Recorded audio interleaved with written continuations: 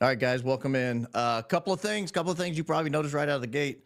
I wanted to specially introduce the hat because my children, for my birthday yesterday, got me a super hat sticker to go on for the program. So I wanted to bring the hat in specially because they got me a hat sticker to go on. You'll notice it's three-dimensional, but only because I couldn't get the adhesive to hold to the hat itself. And I'm not sure how well that's going to hold on, so I might have to jet the hat at some point, but then I'll have hat head. So we'll see how this works out. But guys, welcome in. A huge show ahead. Absolutely massive show ahead. And the only way I know how to bring this show in, it's a little, listen, it's a little like going to visit your crazy uncle at Thanksgiving. Some of you had this opportunity over the Thanksgiving holiday. It's a little like going to visit your crazy uncle at Thanksgiving, and it starts pretty dark, right? It's pretty dark when you show up and he's saying crazy things, and you're like, geez, Uncle Larry, what do you... No, I do have an Uncle Larry. I shouldn't have said that. I don't mean that, Uncle Larry. I don't mean that, Uncle Larry. I didn't mean it to you. But you're like, geez, Uncle Johnny. This is a little dark. This is a little dark. Honestly, can you pass the baked beans? And he's going and ranting and raving. So allow me to rant and rave for a little bit like crazy Uncle Johnny and Larry. And then I promise you, I will lighten it back up. On your way in, don't forget to hit the like button. This helps push the YouTube algorithm. It's our way to defeat the man. We will defeat the YouTube algorithm if you push that like button on your way in. Don't forget, while you're here, you might as well subscribe to the show. Click notifications so you know when I go live, and you can come in. Yes, pass the baked beans. That's right. Pass the baked beans, Uncle Johnny. I saw Theo Vaughn had you want some baked beans? Well, not if you think the Building 7 fell on its own or whatever. I don't remember what the moon landing.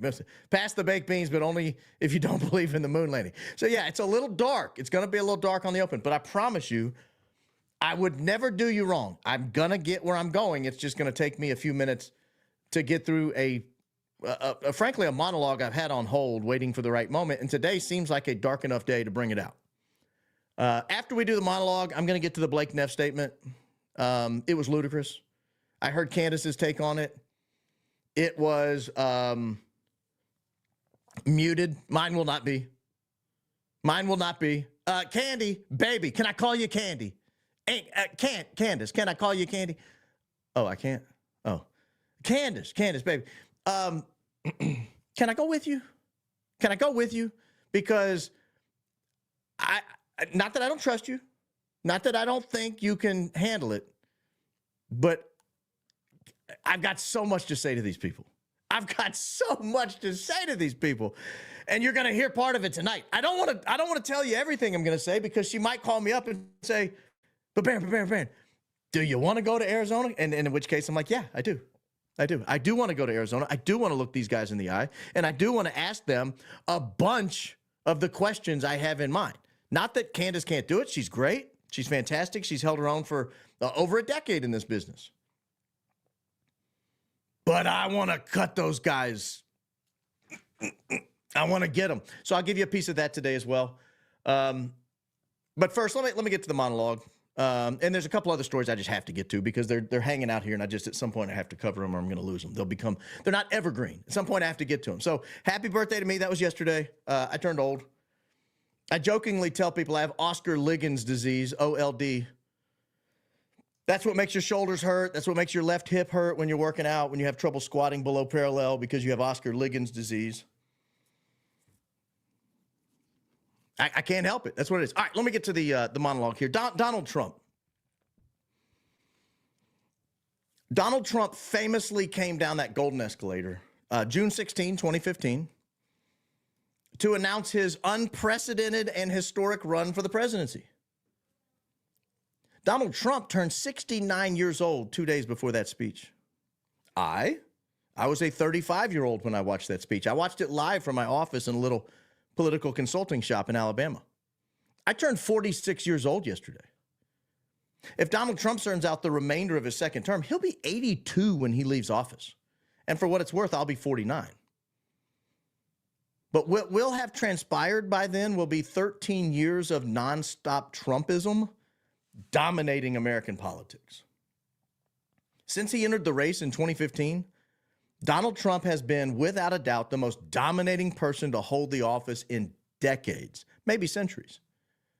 Donald Trump single-handedly flipped American foreign policy on its head. During the long 8 years of the grinding George W. Bush administration, Republicans were reflexively pro-war. We lauded as heroes those in our intelligence communities. The deep state was, in our estimation, the thin line between American prosperity and complete destruction by a ragtag group of Islamic terrorists living in caves. Oh, we Republicans feared weapons of mass destruction, and we believed our supposed enemies had them because the deep state told us they did. They had fancy slide decks, the deep state did, complete with satellite images of trucks scattered around warehouses in desert landscapes. And we could practically smell the chemical weapons through the Fox News feed into our living rooms. Democrats, on the other hand, opposed war, as they mostly had since the 1960s.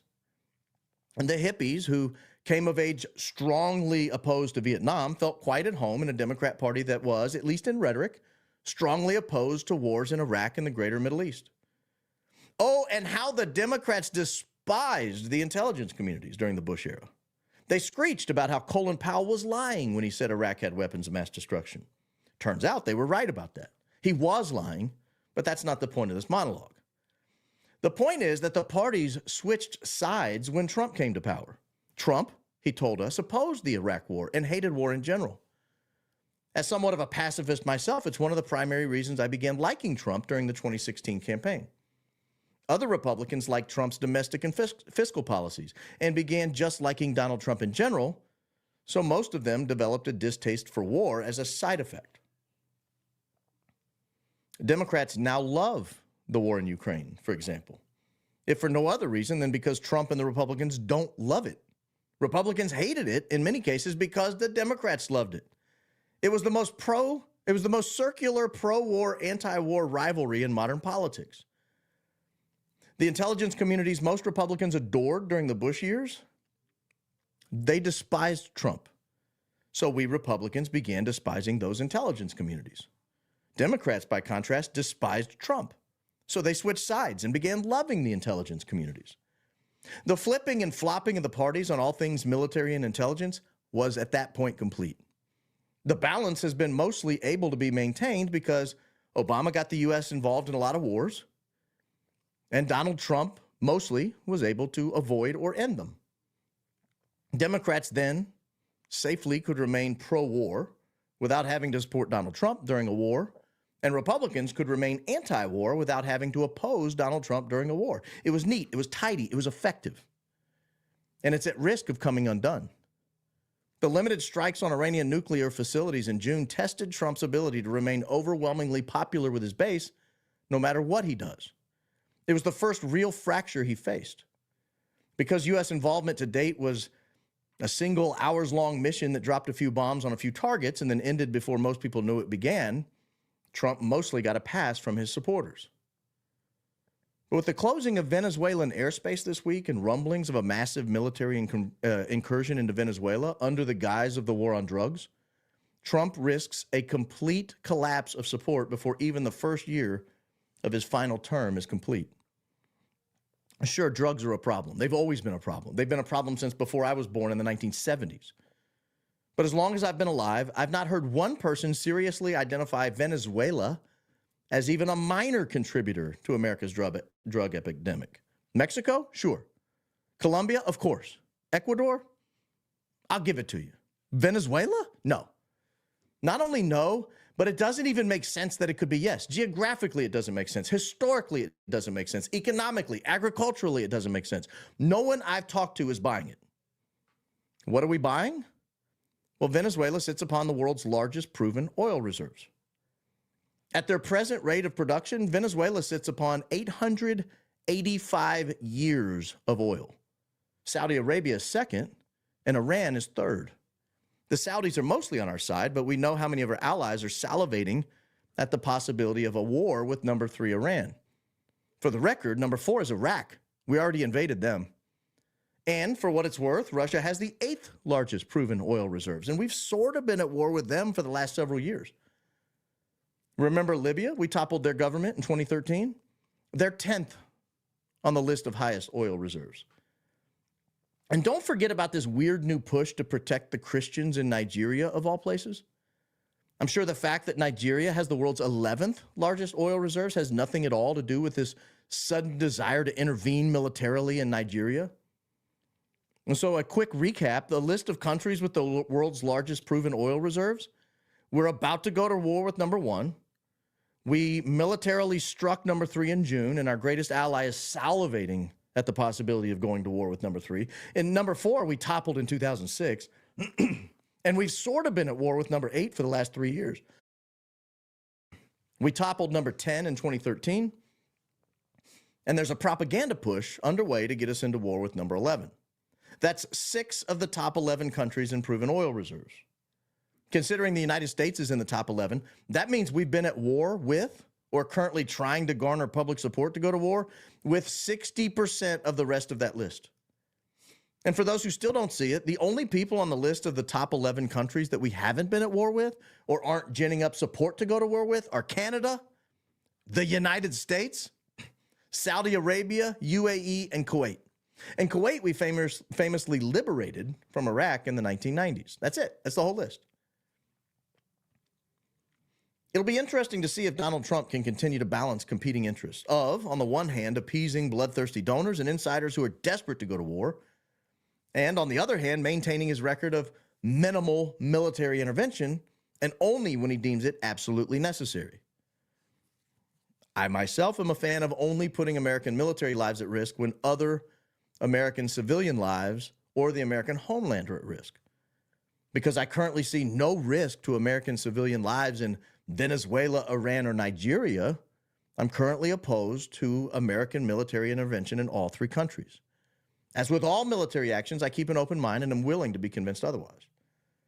So with that said, I do want to cover 3 things tonight. So grab a seat, buckle your 5-point safety harness, and get ready for a really fast ride tonight through some topics. First, the folks at Turning Point released today what is, I don't know, a histrionic screed is the only way I can describe it. It's attempting to savage Candace Owens and instead comes across as like scorned women ranting into microphones. So I want to run through that. I want to take their points apart one by one. And I want to, again, throw my hat in the ring. Invite me. I know you've invited Candace, and she's been the object of so much of the news coverage about TPUSA. But I would tear Blake Neff and his team apart. Absolutely tear them apart. I don't doubt that she will as well. But hey, if your buddy's in a fight, you start kicking people in the ribs, and I want to kick them in the ribs, metaphorically. And second, as I mentioned in the title, I want to take a closer look at some of the Egyptian flights in and out of the United States. They may not be what they appear to be, and we'll look at that. And finally, a viewer emailed and noticed someone in the Candace Owens subreddit. I didn't know there was a Candace Owens subreddit. Now I do. Pointing fingers at TPUSA executive Justin Strafe. And when the viewer pointed out the person was posting sort of similarly to how Tyler Boyer might post, the user quickly and unceremoniously deleted his account. But unfortunately for that user, Google remembers a lot of things. And so in researching this, I stumbled across a lot, frankly, too much. And whoever the user is knows exactly what I found. It's weird. It's a lot of weird stuff. All we know is it was someone who was sticking up for Tyler Boyer and tossing Justin Strafe under the bus. I don't know who that was. If it was Tyler Boyer, he's a weirdo, but I don't know that it was Tyler Boyer. I know that much, so we'll take a look at that. But first, this morbidly named Charlie Kirk show today hilariously accused, at least it sounded to me, in my opinion, like they were trying to accuse Candace Owens of, among other things, trying to profit off of the Charlie Kirk death. So I do want to pull that in. And let me say this. I got a request from somebody. I got a request from a viewer that I really expand on. I keep hinting that TPUSA people aren't really what they purport to be. And so let me see if I end up there tonight. I don't know if I'll end up going there or not tonight. I do know that without a doubt, I want to be in the room with these guys. I want to ask them the questions that you guys want asked. But let me play through this, because when Candace went through it, she was very tame. I will not be tame. I will not be tame. Now, I'm not trying to go out and get sued. That is not the goal here. Nothing I say will be anything more than opinion. No accusations, no allegations, no statements of fact, just opinion of general purpose public figures who are on a highly rated radio show and podcast named for the very highly rated and famous Charlie Kirk. So let me get into this now. We wanted to use this segment at the top of this hour to say something important, something very important. For the past 2.5 months, there is a topic that has flooded our Freedom inbox. It has been nonstop on social media, but which we have almost totally avoided on this show. Have you noticed he's reading? Have you noticed he's reading? I read my monologues. You guys can probably tell. You see my eyes going back and forth. But if I was giving this statement, maybe I would have notes. You know, I have notes on some of the stuff I'm going to cover. Maybe I would have notes. You know, bullet points, sentences. I have, 8 sentences for the entire show. The rest of it is just me winging it. I don't know that I would need more than bullet points. And I think the fact that he needs more than bullet points tells me there is a terrified air inside of talking points, or turning point. I'm back to talking points. He's reading talking points. You probably already know what I'm talking about, which shows just how ubiquitous it has been. Ever since Charlie's murder, Candace Owens has leveled a flood of allegations against people at Turning Point USA, people at Turning Point Action, and people who work for this show. She's made them against some of Charlie's closest friends and against some of his most dedicated employees. Okay, I object to that. What he's going to do is he's going to read into the record a bunch of his opinion on what it is Candace is saying. I'll tell you in a minute how to get around that problem. It's very easy, by the way. They have a huge staff. They're a $90 million a year operation as of 2 years ago. They're probably a $200 million a year operation this year. They could hire someone to pull the clips. I'll get to all that though. But I totally disagree with his take here, which is, if you are asking any questions about the death of Charlie Kirk, that you're leveling allegations against Charlie's greatest friends. That to me stinks and smacks of, you can't criticize us because I'm on the Charlie Kirk show and it's named for Charlie Kirk and Charlie Kirk got shot in the neck and you saw it. You watched it happen. And I think that's low budget. I think that's a low budget move. But it is what it is. She has suggested that Michael McCoy, Charlie's chief of staff. Did you catch him call Michael? Hold on, let me back that up because I broke in at a weird time. He called him Michael. I thought he was Mikey. I thought we'd settled it. Suggested that Michael McCoy, Charlie's chief of staff, knew Charlie would be murdered, was happy that he died, and stayed silent because he was told he would be the next Charlie. Okay, here's where now I'm going to address what he's saying, but here's where he's going to go through a whole bunch of allegations that would have been far more impactful. If you're really trying to defeat Candace, if you're really trying to push back on the allegations, you characterizing the allegations, Blake, is low budget. It's low budget and it's cheap. Instead, what you could have done is, she said the following about Michael McCoy, and then hit a play button. And that play button would play each of those clips you're alleging she said. Because I don't recall her ever saying, oh, he was happy he died. Mikey McCoy was happy Charlie died. I don't recall that. And I think this is kind of give me a citation. Give me the context. What did she say?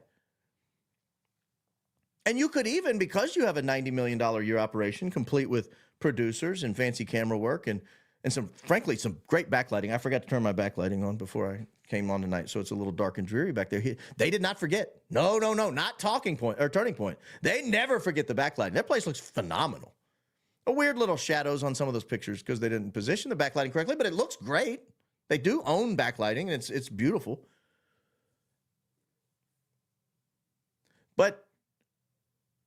But you have an operation capable of pulling her comments and playing them, and that's going to be a continuing thing. And that's the only time I'm going to mention it. I think I might mention it again. But this idea that Candace said that she appreciated, or that Mikey somehow appreciated that Charlie was dead, or he was happy he died, I just don't recall her saying that. And this is a low budget debate technique typically deployed by liberals, leftists. Josh Hammer famously deployed this debate technique against Dave Smith, where you bullet point a bunch of accusations at somebody like a shotgun blast, and it's a mischaracterization of what they said, and you do it on purpose. This is a well-known debate technique. You mischaracterize what they said just enough that they then that the person you're talking against, Candace, if she goes on here, will now have to go back and line by line not only debate you but correct you. It cuts the amount of time she has in half to address the substance of what you're saying. So in order for her to get out her point about Mikey McCoy and Mikey's reaction to Charlie Kirk, before she can even do that, she now has to come in and correct everything you said. So here's my advice to Candace. And as I'm setting this up with them, if I was going to be there, for example, which I should be, if I was going to be there, I would say, hey, I will debate you, but I will not debate anything you've said prior to my appearance. So if you're going to ask me to respond to something, it's only going to be things that you play clips of and ask me to respond to. I'm not going to respond to your characterizations, and I'm not going to respond to prior characterizations that took place before I showed up. And so, Blake, you get your 3 minutes. If you want to waste your 3 minutes playing Candace Owens clips, great. Let's look at them, and then we'll both respond to them, and I'll have my 3 minutes to respond and explain what I meant. If I'm Candace, that has to be the ground rules. It has to be the ground rules. Candace cannot go in here and with note cards ready to respond to all this BS that Blake Neff has fired out as a low-budget, left-wing debate tactic. I've debated these lefties on air. I know their debate tactics. This is how they play the game. She has suggested Michael is not his real name. It is. I have seen his birth certificate. She didn't suggest it wasn't his real name. She asked the question. I looked it up. I confirmed it was his real name. I think it's Michael Thomas or something like that. But you're allowed to ask the question. That's what you guys are not beyond reproach because you're sitting in a studio that Charlie Kirk used to sit in. And you're still running his show with his name in the Chiron in 3 different places. Look at this. The Charlie Kirk Show in the middle of the Chiron. On the right side of the Chiron, the Charlie Kirk Show with a label. Below the Chiron, freedom at charliekirk.com. Guys, who's profiting off of Charlie Kirk's death? Who's leveraging it to build their own brand? Candace? Or Blake Neff, who literally no one had heard of. Now, I had heard of him because I remembered he got fired for being a racist fat slob from the Tucker Carlson show. I remember that. I remember when that happened. I remembered his name. He was on a college, I think a law school message board, or maybe just a college undergrad message board, and he was using the N-word, and he was saying some of the most vile racist things you could possibly imagine. This is the guy who's challenging the veracity of Candace Owens' words. This guy. He, among all people, should know that the characterization of what Blake Neff said on the college message board should not at all, I'm assuming this is the same Blake Neff, by the way, should not at all be what he's judged on. It should be the content, the actual content of the racist things Blake Neff said on the college message board. That's it. It was homophobic, which is highly ironic considering where he works. And it was just flat out racist what he was saying. Again, if it's the same Blake Neff, he looks the same. He's kind of chubby. He's bald. Not particularly handsome. That was him. I mean, it was the same. That's what the other Blake Neff looked like. I'm assuming it's the same one. But you were unceremoniously tossed from Fox News and tossed from the Tucker Carlson show because of things you said in public on a message board that were characterized as racist, homophobic, anti-immigrant, anti-whatever else you guys want to say. And I'm sure it was tough for you to defend those when people were inaccurately characterizing them. But here you are pulling the same stunt. That's low budget, buddy. That is low budget and low character. I'm telling you, Candace doesn't want me there, actually, the more I think about it. Candy, baby, you're probably better off without me. Because we won't make it very far because I won't put up with his trash. You might.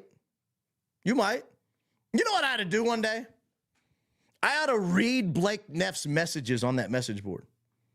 Put up his picture here on the Charlie Kirk show, sitting behind the Charlie Kirk label with Charlie Kirk's name on it 3 different times, and just read his messages, his message board. Because, and again, not because he's working at TPUSA. I don't care. I'm glad people get second chances. But if you get a second chance, the last thing you should do with said second chance is mischaracterize what Candace Owens is saying. I don't know who wrote this for you. I don't know who wrote this.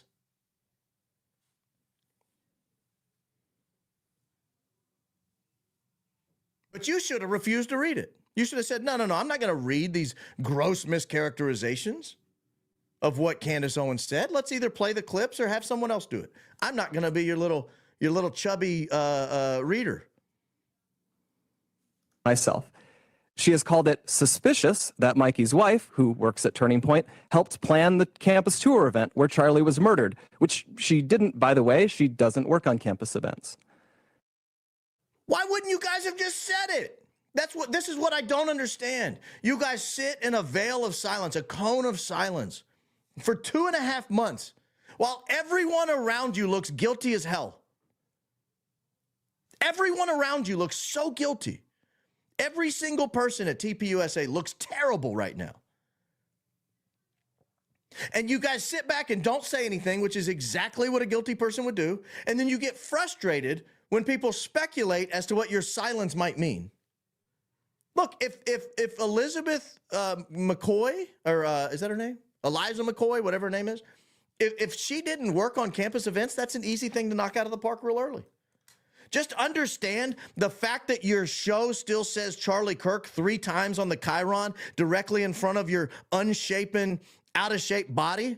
Just the fact that it says it 3 times right there means that people might inquire about the guy's name who got shot in the neck. That might happen. That might be something that comes up. If you guys want to change the name of the show and stop profiting off of his death, people might stop asking questions. It's a tough situation you've got yourself in, admittedly. Candace has suggested the Utah Valley University event was unusual and its details suggested a, quote, inside job. She has claimed that foreign aircraft have followed Erica Kirk around the country and that Turning Point has lied about this happening. Again, the event was unusual. The event absolutely was unusual. Frank Turek said it was unusual. They showed up. It was outdoors. There were rooftops all over the place. I don't care what Brian Harpole says and how his apparently low IQ mind reads text messages. But he asked, hey, there's a roof right behind Charlie's tent. Can you guys block it off? Yeah, sure. And it was. And can we put a man up there? Yeah, sure. And they did. And then somehow that translates into, oh my gosh, why weren't you on the Losi Center roof? Huh? Oh, they should have been on the Losi Center roof. They said they got it covered. Yeah, they did have it covered. They had the roof behind you covered like you asked. And they had they let you put a man up there like you asked. It was a little unusual. Frank Turek, they were looking at drone footage, he says, from before the event. And he says, I don't like this place, Charlie. Hey, that there characterizes it as unusual. And if you guys don't think a July 18 request date for Charlie Kirk to appear live at UVU is unusual, if you don't think that's unusual, You know the way you respond to that? You don't make fun of Candace. You don't call her names. You don't try to put her on blast on the Charlie Kirk show over the email freedom@charliekirk.com next to the Charlie Kirk show logo, sitting in the next to the chair Charlie Kirk used to sit in. That's not how you handle it, Blakey. That's not the proper way to do it. You know what the proper way to do it is? It's much easier. You give a list of all the times that Charlie Kirk had agreed to talk on college campuses, and you put up a spreadsheet and you say, here's where he spoke at the University of Mississippi. He spoke there on September 5, and the request came in on June 30th. Here's where he spoke at Indiana University. The request came in on October 3, and he spoke there on November 5th. And you just disprove it that way with facts. You don't just call her crazy. She is claiming she herself is evidence. Having been at these events before, Candace herself becomes evidence. You could use her statements in court from the chair, from the witness's chair. And you could ask her, does this line up with the way events that you recall? And she would be able to give her personal opinion, her first-person personal opinion on it. And then you have an option. You could either say, you're so stupid. We hate you. You're dumb. You're selling live reads during the shows talking about this. Or you could put up evidence that what she's saying is not accurate. It's super easy. Here's a list of all our events. Here's the days that the arena was requested, and here's the day it was approved, and here's the day he showed up. Notice there's nothing weird around Utah Valley. How hard is that? And the fact that you refuse to do it tells a lot. It tells a lot to me, and I'm just an observer. I never worked there. She has accused us of lying about Charlie wanting Erica to take over for him if he died. She has suggested Charlie's security team intentionally denied him first aid after the shooting to ensure that he died. I don't know about to ensure that he died, but he was only on the ground for 15 seconds or 13 seconds, and then he was chucked into an SUV like a side of beef. If that's the standard protocol, then yeah, I guess you could call that rendered first aid. I guess you could. If that's not the protocol, then you could say that's not rendered first aid. And I think she could have an opinion based on that. I have an opinion based on that. And I don't even think necessarily that the security team did the wrong thing in the moment. I don't know necessarily that they should have left him there waiting. Maybe. I mean, he did have broken vertebrae and a giant hole in the side of his neck. Maybe you try to stop the bleeding, call 911 and see if you can get somebody there who knows what they're doing before they move him. But let's just be honest. It didn't matter what you do. He was dead. He was going to die. The shot was that perfect. It fractured his vertebrae and it exploded the artery in the side of his neck, the left side of his neck. You don't survive that. There's nothing that could have been done. And so now they're just piling on because she had questions about, well, is that the proper protocol for someone in that situation? Is it the proper protocol when you have 3,000 to 5,000 people? In fact, your application said you had no idea how many people were going to show up in one place, and then another place it said 200 people. But should there have been a better presence of medical personnel? I don't know. I don't run those events. She has raised suspicions about the head of our technical team because he took an SD card out of a camera. Was he the head of the technical team? I thought he was a contractor. Brian Harpole said he was a contractor. Is he the head of the TPUSA technical team? Because if so, now I'm really starting to get this weird notion that there are a lot of contractors hanging around TPUSA that really should be considered employees. You know, when you're deciding how to pay someone, you have options. You can call them an employee or you can call them a contractor. And the IRS really determines whether you're a contractor or an employee. Sometimes courts will, if there's some sort of agency question, but it's starting to look to me like a lot of employees around TPUSA were labeled as contractors. And perhaps that allows you to pay them more without having to report it.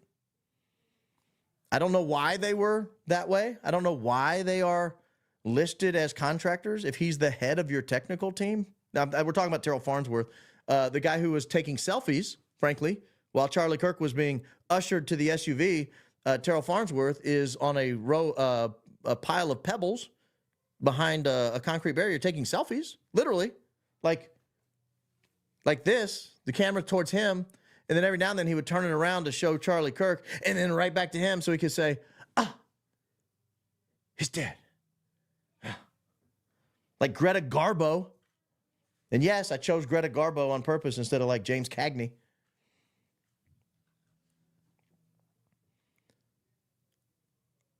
But when he said the head of our technical team, if he's the head of TPUSA's technical team and he's listed as a contractor, I got a real problem with this. As a lawyer, this bothers me.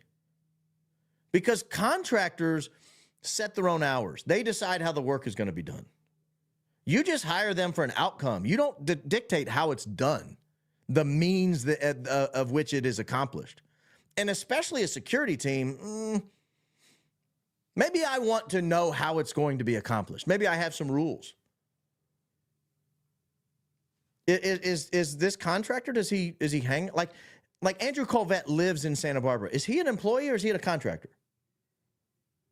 He's the PR person, but he doesn't live, I don't think, there in Arizona. I think he lives in Santa Barbara, and I think we may have determined he was the one on the Santa Barbara flight that evening, not Rob McCoy. I don't know what flight he came in on. Maybe he was in Arizona. Maybe they had switched. I don't know. I hadn't figured all that out, but this whole idea that all of these people are contractors, I'll say it, that's a little illegal, Blake. It's weird. In my opinion, as a lawyer, I would advise my client, guys, that you can't call all these people contractors. These are employees.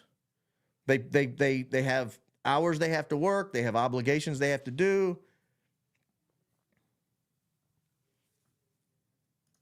She has spread absurd claims that Tyler Boyer, who we just had on the show, sexually abuses male interns.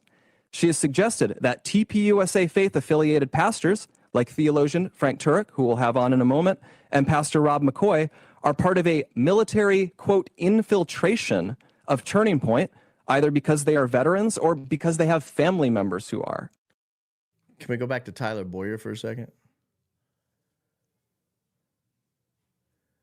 And I don't know whether Tyler Boyer has inappropriate or consensual, I don't know, relationships with people at TPUSA. I don't know this. But I will say this from being around politics for the last, 20 plus years. That wouldn't be the first male who works at a Republican organization to have his way with male interns. I'm just telling you how it works.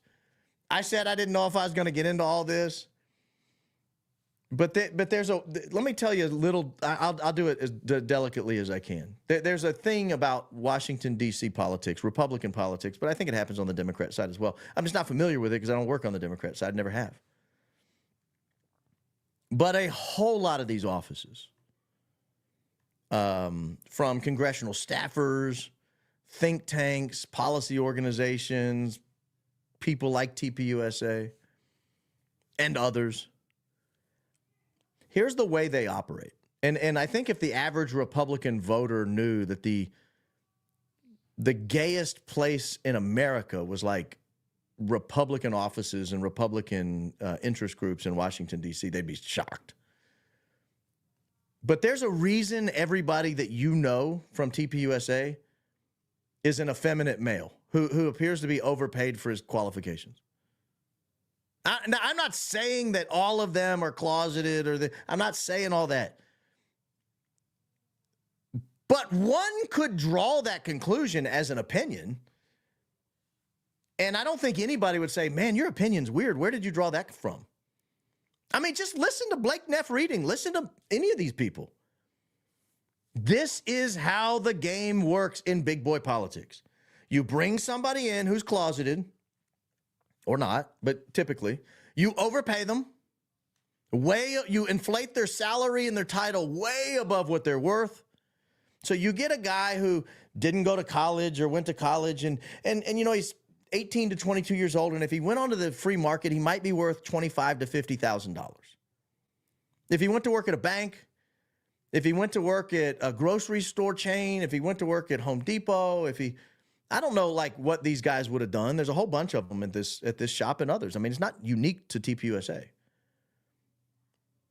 But you bring them in and you identify them through the ropes. You bring them in, you overpay the hell out of them. You give them $100,000, $200,000, $300,000 a year. And then you own them because you know the secret. And you own these people.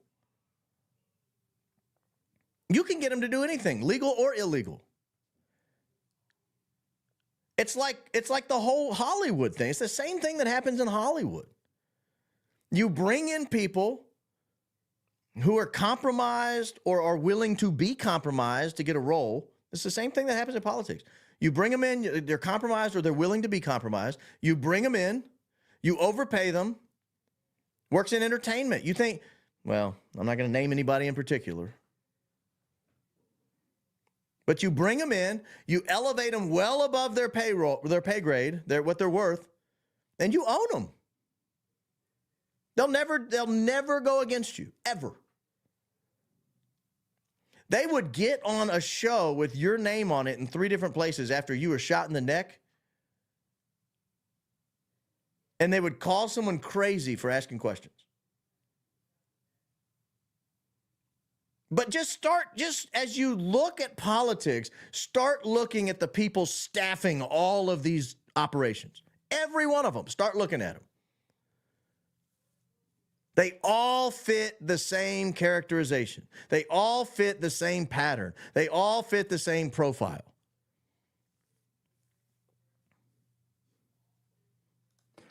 Even if not everyone has been named specifically, though, Candace has effectively tarred everyone here with complicity in Charlie's death by repeatedly saying he was, quote, betrayed by, quote, everyone. She has said Charlie's murder, quote, had to be approved by Charlie's friends, and then suggested those friends might have her murdered too for, quote, knowing the truth. She has made claims of financial impropriety and fraud at Turning Point, adding up into the millions of dollars, which, again, is not true. I'm sorry. You guys make a ton of money.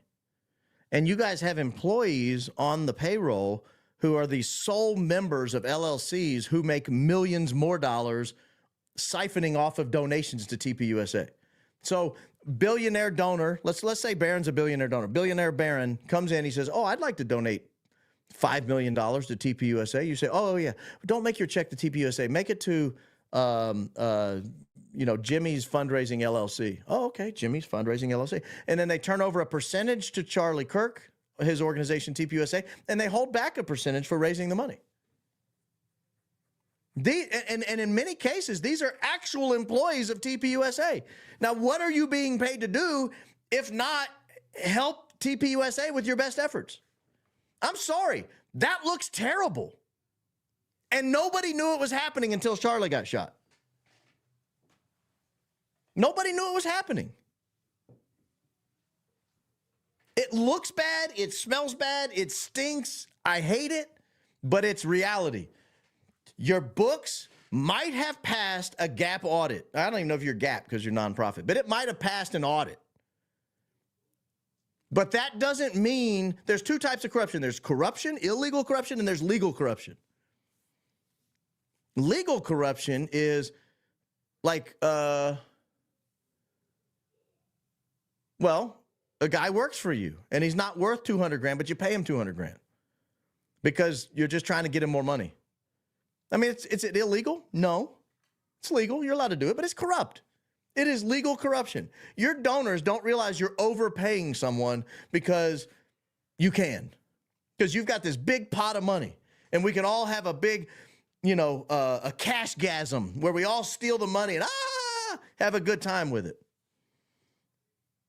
So I'm sorry, As long as these people are running this little side game out of TPUSA where they're paid TPUSA employees and they're also contractors making, in some cases, literally millions of dollars off of TPUSA at the same time, I don't care what your audit says. It sucks.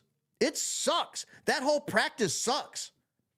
Charlie made sure the organization was audited by a third party every year. He personally reviewed and he signed off on every expense report and literally every single bill paid by the organization down to a single United States dollar.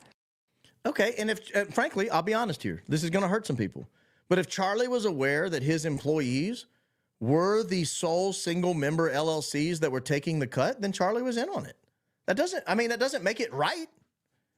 That doesn't make it right. That means you guys siphoned off a lot of donor money. That doesn't make it right. Again, is it illegal? I don't know. But would I have donated to them knowing they're doing this? Hell no. Hell no. Would Billionaire Baron donate a bunch of money? No way. No way I would donate money knowing that. No way.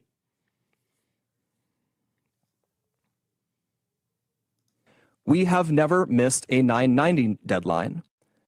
Candace has made other stranger allegations involving French paratroopers in maroon shirts, Egyptian Air Force planes flying out of Provo, Utah, and potential underground assassins traveling through unseen tunnels. I have not heard the unseen tunnels part. Granted, I've not listened to every second of every Candace episode. That's news to me. But is it that crazy? If I don't even know, can you fit people in those tunnels? But again, think of the angle of the bullet. I've long struggled with the angle of the bullet here because the bullet enters the middle of the neck. Hold on, I got to make myself big. Sorry, Blake. We got to get rid of you. Get rid of you there. The bullet enters in the middle of my neck, supposedly at a 9-degree downward angle. This is my C2 up here. Do you see the problem? A bullet traveling downward that hits the middle of my neck should not be shattering a vertebrae 3 or 4 inches above it. Oh, bullets do weird things, Baron. No, they don't. No, they don't. They really don't. They don't enter bodies and take 60-degree angle turns up. They don't do that. Not without hitting bone. And even if they hit bone, they usually don't do that. Would they have a 1 or 2 degree offset? Sure, why not? But it's not going to enter here and immediately take an upper turn, hit the top of my C2, and then start shooting down this. I mean, that is ludicrous. And so it actually makes more sense that a bullet entered here and went up. I've long thought maybe the bullet came from below. Maybe it came from roughly even with him instead of on a downward trajectory. I don't know where it came from. If I knew, I would have pointed it out by now.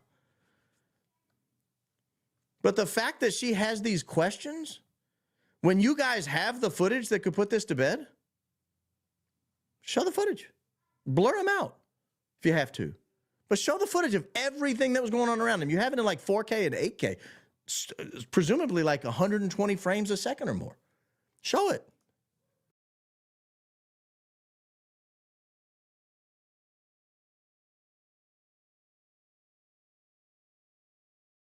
Sorry, I know. I stopped sharing. Hang on. I stopped sharing. I had to show you my angles. I had to go back to my angles. I don't want to miss the soccer team because I wore the green hoodie on purpose.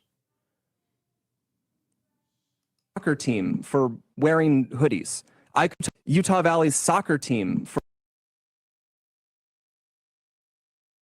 potential underground assassins traveling through unseen tunnels. Now we're picking. At one point in early November, she started wildly throwing suspicion on members of Utah Valley's soccer team for wearing hoodies. Okay, I have a personal connection to this story. She did not wildly cast aspersions on the soccer team. I have a personal connection to this story because I was looking through. This is when I was charting on like 3 different angles, every single person and what they did. It took forever, by the way. But somebody had to do it. And what am I supposed to sit back and wait on them to do it? They're not going to do it. The FBI sure as hell not going to do it. And I don't count on his defense team to do it. And so as I'm doing it, I noticed there's a guy in this like bright green hoodie. His hoodie is up over his ball cap like this. And it's 92 degrees outside. And he's got a ball cap on, and he's like this. He's looking like this. Oh, and he has sunglasses on. Pretend these are sunglasses. These are my cheaters. But he's got sunglasses on, and he's like this. And it's 92 degrees outside. Guys, it's 70 in my house right now, and I'm hot. Like this. I'm burning up. But they're there, and there's two. It turns out there's two of them, and they're running off. Both in their green hoodies. Both taken off towards the van, actually, or towards the SUV where Charlie was taken away. And I saw the picture, and so I clipped it. I saw it in a video, and I clipped it out, and I put it on X, and I just said, does anyone know who this is? Like, while we're out here naming people, I think Blake Bednards and maybe Sam Parker at the time. I don't remember who was doing it, but there were a couple people trying to identify different people. And I just clipped it out, and I put it on X and said, does anyone know who this is? Does anyone know who this is? Like, obviously it's weird. He's in a bright green hoodie. It was a little tamer than this. I don't have one quite the right color. Does anyone know who this is? And I tagged Blake and Sam. I said, while you guys are identifying people, can you help identify this person? And they did. You know how they identified him? Candace Owens actually had a high quality version of that picture.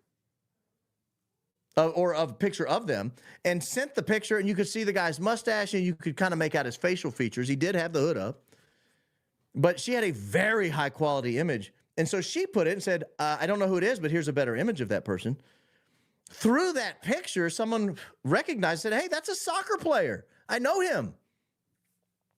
And then the soccer player joined in the discussion and was like, yeah, dude, that's me. That's my buddy and I. We were out playing soccer, getting ready for a game, I think that day or the next day. And we decided to go see what was all the hubbub was about down at the courtyard.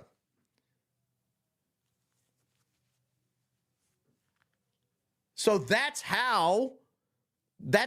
her only involvement in the people in green soccer players was to provide a higher quality image of somebody I had identified and tagged Sam Parker and Blake Bednards asking, my thing fell off. Oh, well. I don't know where it went. Right. Grab it. Oh, I found it. In the hoodie, ladies and gentlemen, in the hoodie. So the only that's her only involvement, was she provided a higher quality image. Again, why? So we could identify somebody. If they needed to be ruled out, rule them out, which we did. That's the goalie on the soccer team. Probably not involved in a high profile assassination. Move on. He didn't seem bothered by it. And the only reason Neff is bringing it up is because it's a cheap shot. It's a cheap shot. That's the only reason he's bringing it up. And the fact that he brought it up means he's a cheap shot artist. But that doesn't surprise me with a low quality character like that. I could go on. There is always something new coming up, and none of it ever pans out because from the start, there has been nothing there. The attacks and allegations from Candace are either lies or they are innuendos thrown around with a total reckless disregard for the truth so that Candace can manipulate and string along an audience of people who don't realize they are being played. Instead of being able to grieve properly after one of the most heinous murders in American history, a murder many of us had to witness, my friends have had to endure harassment from people who have gotten whipped up by what Candace is saying. In fact, I would say we have suffered more harassment from these people than we have from Antifa supporters who overtly celebrate Charlie's murder. And just like a lot of those Antifa members, many of these people take this delight in how gross and unpleasant they can be. What our friends have had to endure is not funny, and it's not insignificant. It is evil. I have seen it. For months, we have received hundreds, thousands, I suspect, emails and calls asking us to respond. So why didn't you? It's literally what the people want. You're a nonprofit. You don't pay taxes. We pay your taxes. I pay more money in taxes so that you guys can siphon off millions of dollars and live in mansions. I don't know if you live in a mansion, Neff, But I know several of you guys do, including Charlie Kirk, including Tyler Boyer. I know Andrew Kolvet lives on the Santa Barbara chalet. We pay a lot of money so you guys can live really fat. You guys eating the thick cut bacon while the rest of us are out here eating those little thin things you can see through from Costco. And so when the people ask you, hey, would you comment on this? Because this looks really suspicious to us. And you go, nah. People have wanted us to invite Candace on the show. But for a long time, our approach was to say nothing. We did that for several reasons. First, we thought that her prevarications were so absurd that nobody would believe them. We shouldn't have to answer questions about secret tunnels or Egyptian Air Force planes. No, but you should have to answer questions about the money and the security procedures. That sort of thing is just, it's beneath contempt to respond to. The second reason we've said so little, though, is because there's a good rule of thumb, which Charlie followed. Do not feed the trolls. Focus on the mission. Reviving America, uplifting young people, making heaven crowded. Don't give air to people who want to tear you down and sow discord. Lastly, we didn't respond because Charlie always viewed Candace as a friend. And what do you bet it said pause there? What do you bet it said pause? Because he's reading a script. Finally, we didn't respond because, Blake, pause. Charlie viewed Candace as a friend. What do you bet it said pause there? I don't even gamble, and I would say so. I blocked YouTube's ability to play gambling advertisements on this program because I'm so against gambling. But I would bet on that. I would 100% bet on that. I bet you good money it said pause. And we were holding out hope that she would return that friendship and stop what she was doing. He's dead. She can't return the friendship. He's literally dead.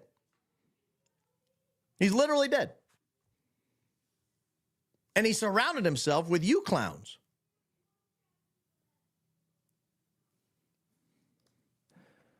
But a week from now, it's going to be 3 months since Charlie's murder. Yeah, 3 months. And you know what he's about to say here?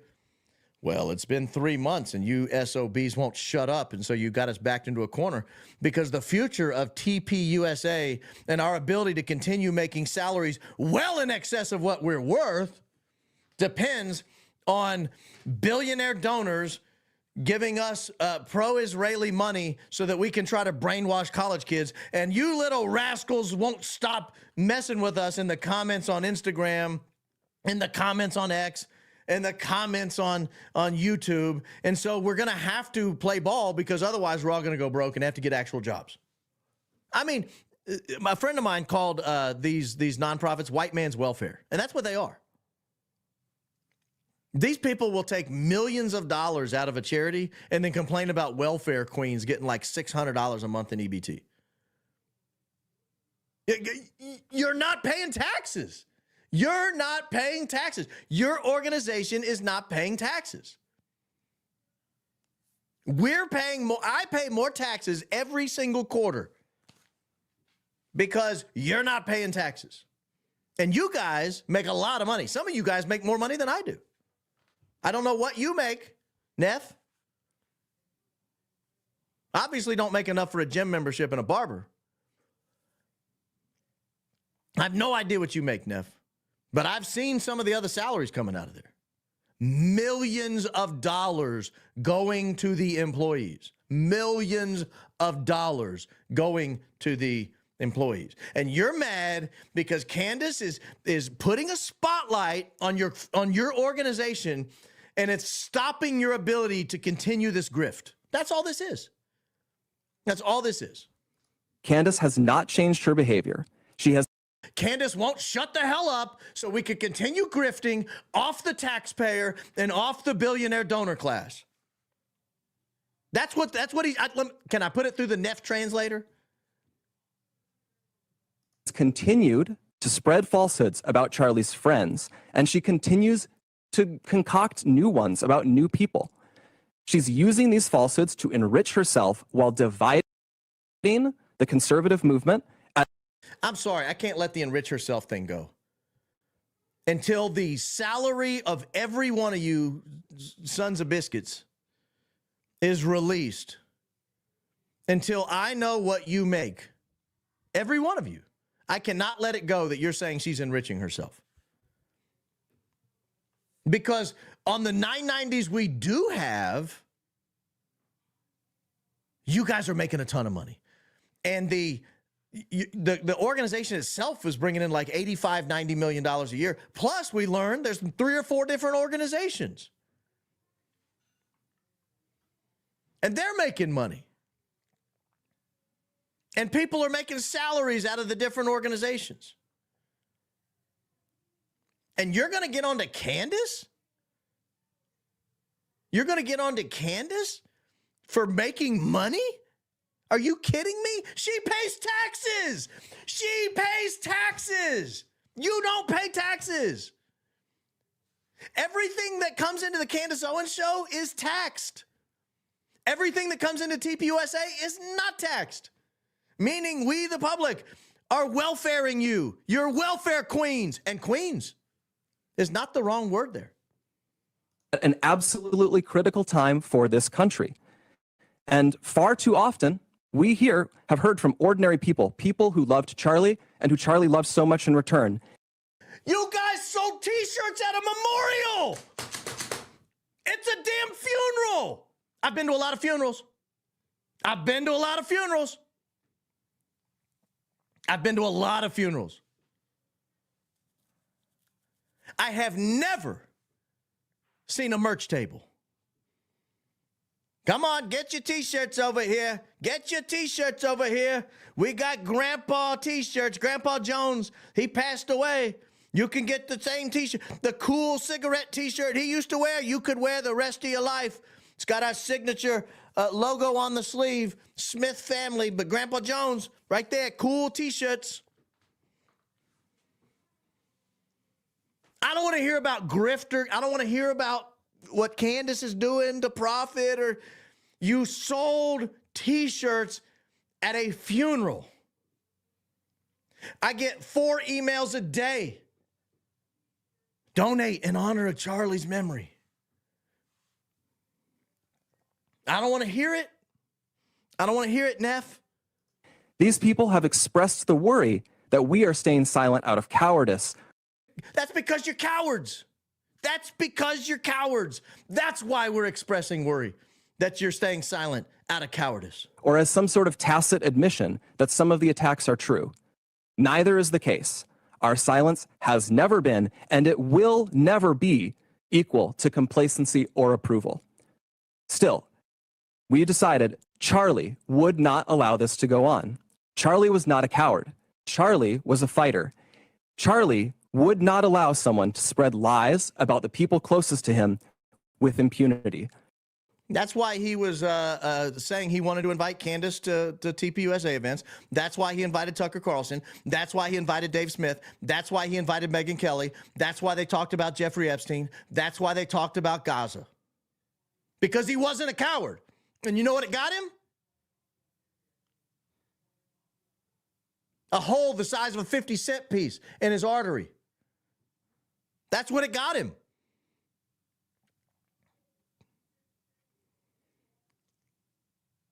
I don't want to hear you standing behind this microphone calling other people cowards. And he would feel ashamed if other people were stepping up to defend his friends while he never did so himself. Stop putting words in his mouth. Like, can we stop attributing feelings and words to dead people? It's unbecoming. It's unbecoming of us as humans. You know, Charlie would really not like this. Oh, you know, Charlie, Should we get another appetizer? You know, Charlie would have wanted us to have a second helping of spinach dip and poutine. So let's go 2 more appetizers, server. Charlie would have wanted it that way. Charlie would have wanted us to all get a 9% raise next year. You know, Charlie would have wanted it. Charlie would have wanted it. That's what Charlie would have done. Charlie's not a coward. Charlie's not afraid to give people raises. Charlie would have canceled the Doge. I know he said he was going to do a Doge. Charlie, ultimately, he would have canceled it. So let's cancel it.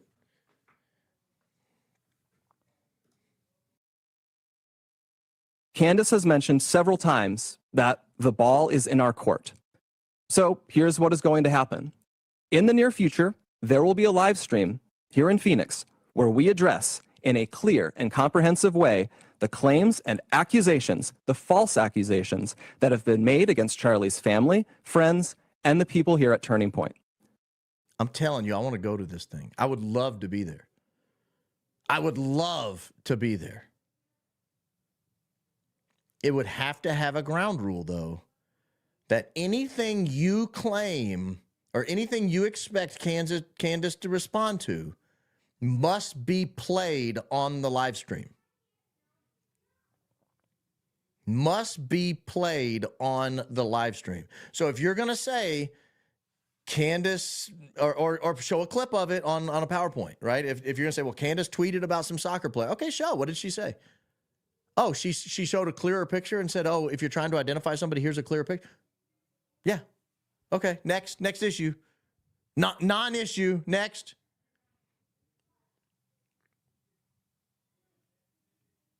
I would not, if I'm Candace, I would tell them, hey, here's a ground rule. Just treat it like a political debate. You got to have ground rules. Ground rule number 1, you may not attribute to me things you do not show me saying. Ground rule number 2, you must give me everything you say I'm going to say. You must give it to me 7 days in advance so that I can look up the context.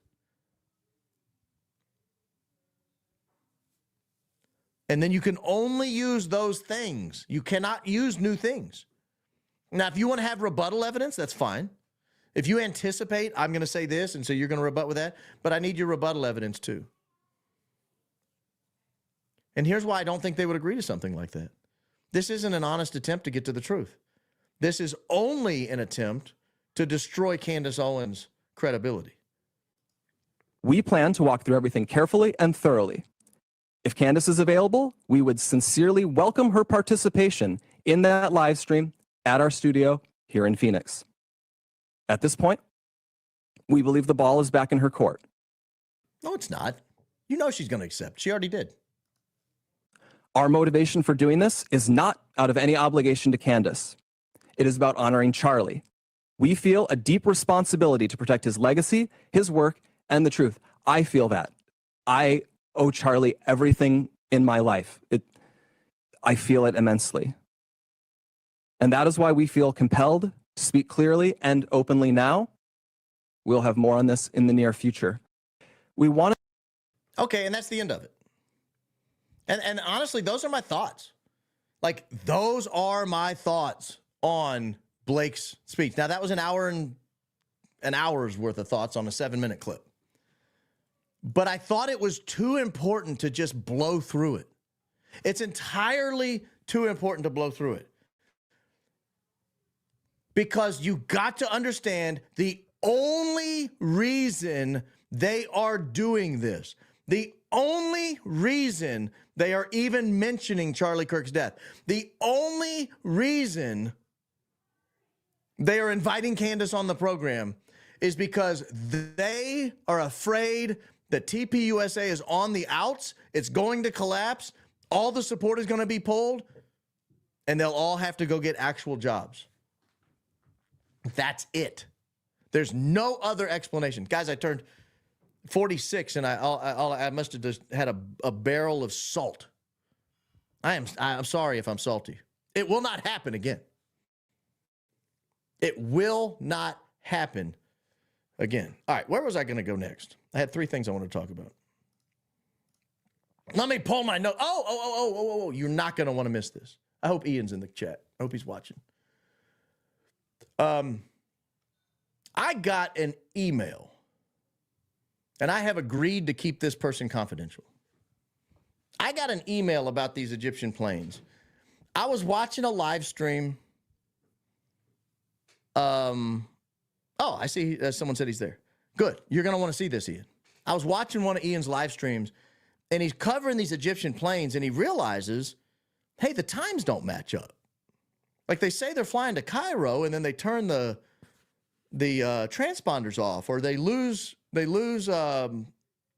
contact for some reason, and then the times are all off.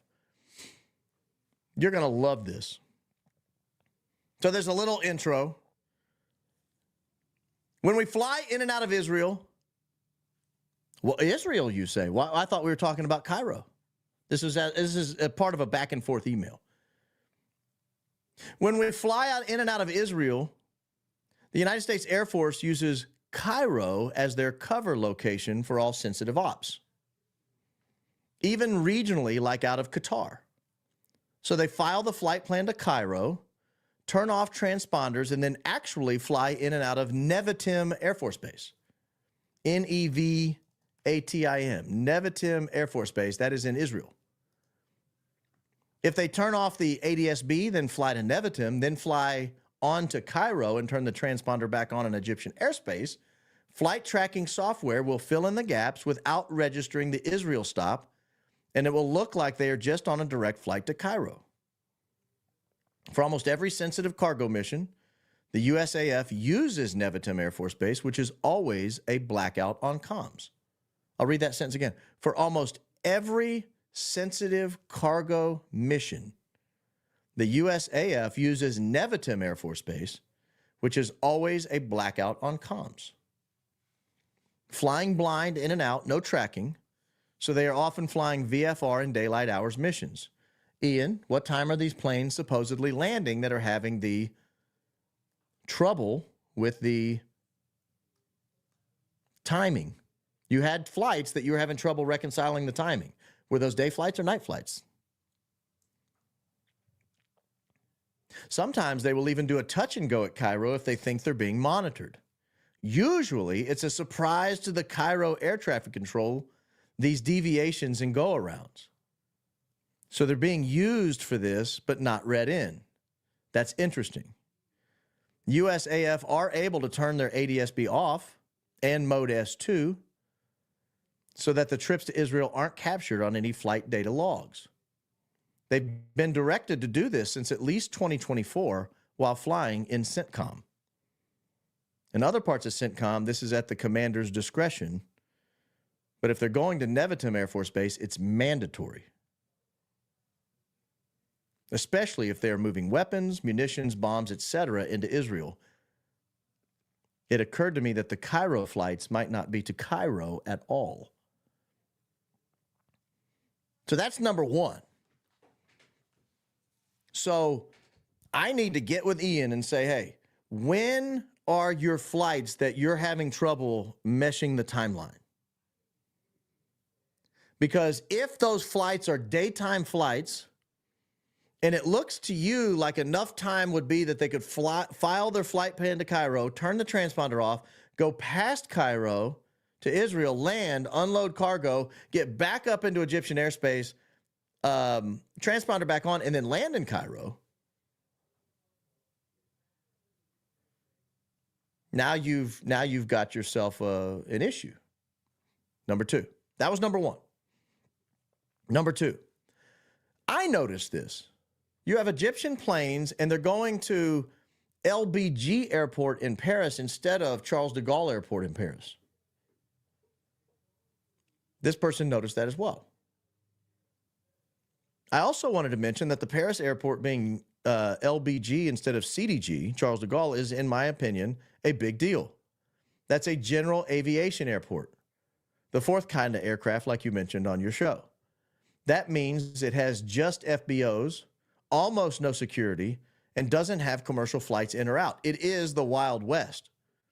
I think it would be worth exploring if the Cairo flights are even out of Cairo, especially since the Paris flights are out of a little airstrip, and the Minot flights are not out of a military base, but rather out of Minot International Airport nearby. Specifically, it looks like they park at a small FBO there, AV Flight Minot. That is similar to how they park in Duncan and Provo, way off the main drag.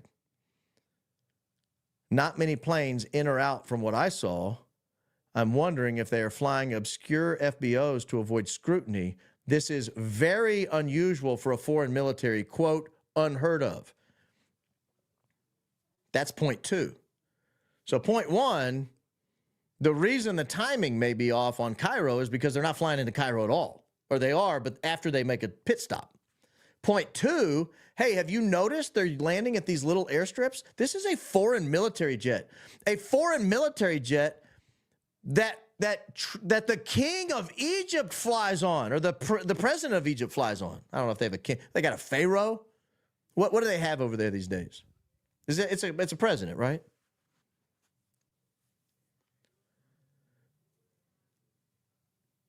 All right. Point three. Holy mackerel, you got another fan. You've got another fan.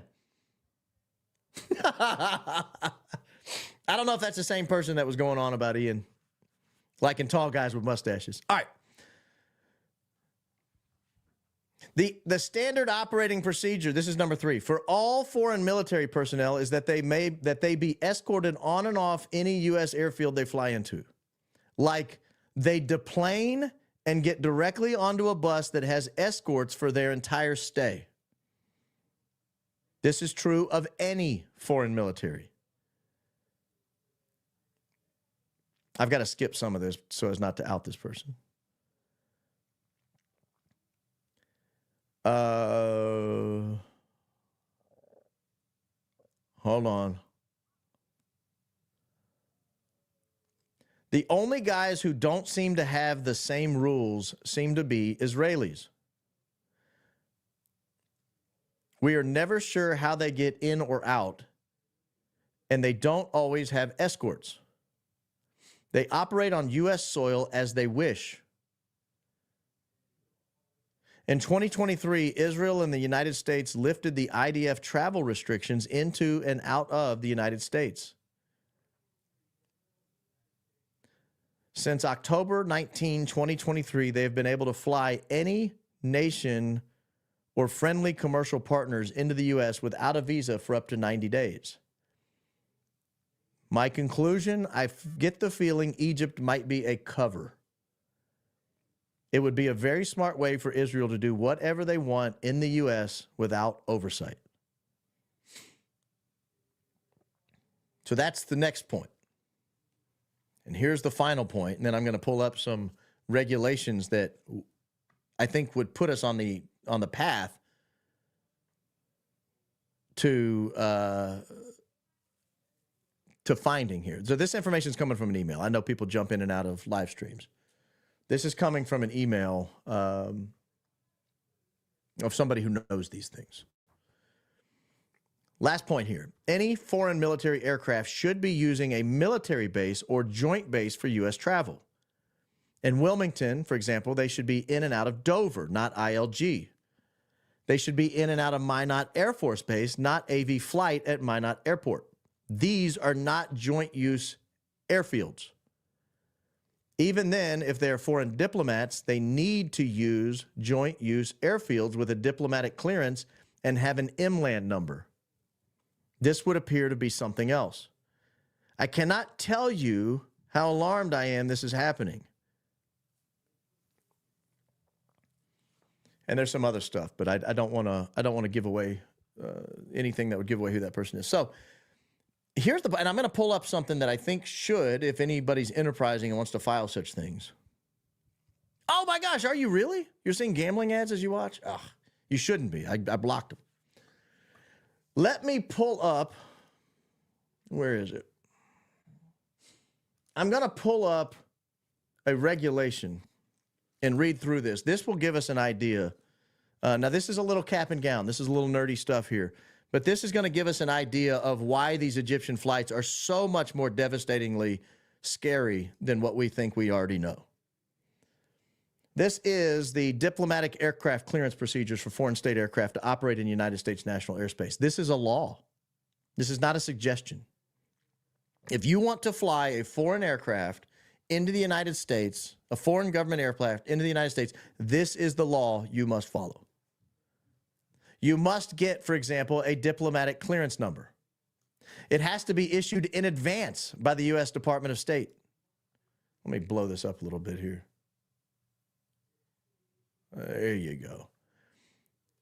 So that's number one. You got to get a diplomatic clearance number. Number two, in order to obtain one, you must submit an application via the web-based diplomatic clearance application system, which means there should be a written record of every one of these Egyptian flights. And we're going to find out more about what's on this record. It's good. It's really good. But the DCAS is the process you use to fill out a DCN, to get a unique diplomatic clearance number. Now, how long ahead of time do you have to do this? No less than 3 business days in advance. So before the aircraft enters the United States, you must have every leg of your trip scheduled in advance 3 days before you show up. Number 4.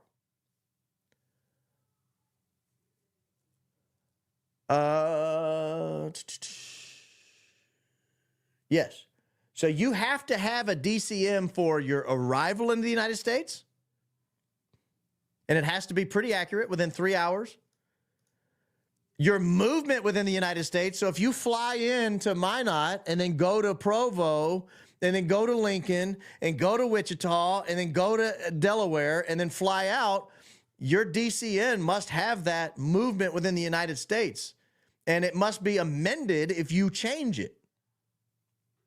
And then before you leave Wilmington to head to Paris, you must have that departure on there. So all of this has to be logged ahead of time. This is required for military. If you request to land at a military air force, and the foreign government is responsible for which airfields you're going to use. Here's the key here. It is the foreign government's responsibility to submit a complete manifest of both crew and passengers, a minimum of 48 hours prior to arrival in the United States. So these planes, there should be a manifest that lists every single person on these flights. They should be there. Complete manifest. And now 3, the procedures to submit for the clearance. Go down here to 3I, C3I. Your itinerary, again, has to be before arrival. Has to be before arrival. And then D1, oh, here's your itinerary, excuse me. You must enter the date, time, and name of the airport from which it's departing immediately prior to entering the United States. You have to enter the date and time when it will be arriving at its first destination. You must list all airports you'll be transiting, the dates, the times of arrival and departure for each location. Everything in Zulu time, so there's no confusion.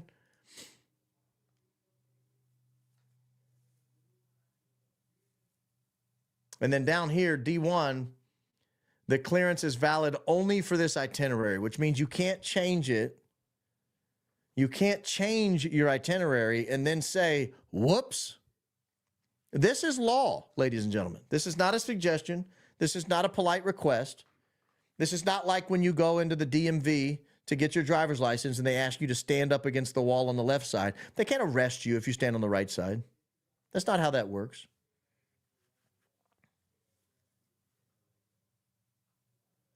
So this evidence exists in all likelihood, or should. And if it doesn't exist, if you cannot produce this evidence, government, if you cannot produce this evidence, then who was on the planes and where were these planes going? Were they really going to Cairo? Were they really Egyptian passengers? Now, I want to show you something an astute reader pointed me to. This is actually hilarious, by the way. I mean, this is hilarious on a level of hilarity that I didn't know was capable of.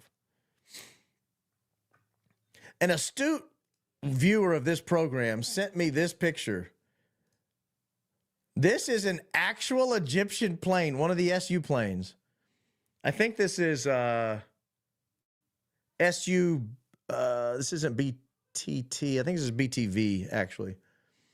But if you notice, you look, and this is that plane, and it's flying into Delaware, of all places. But there's actually a man in that window.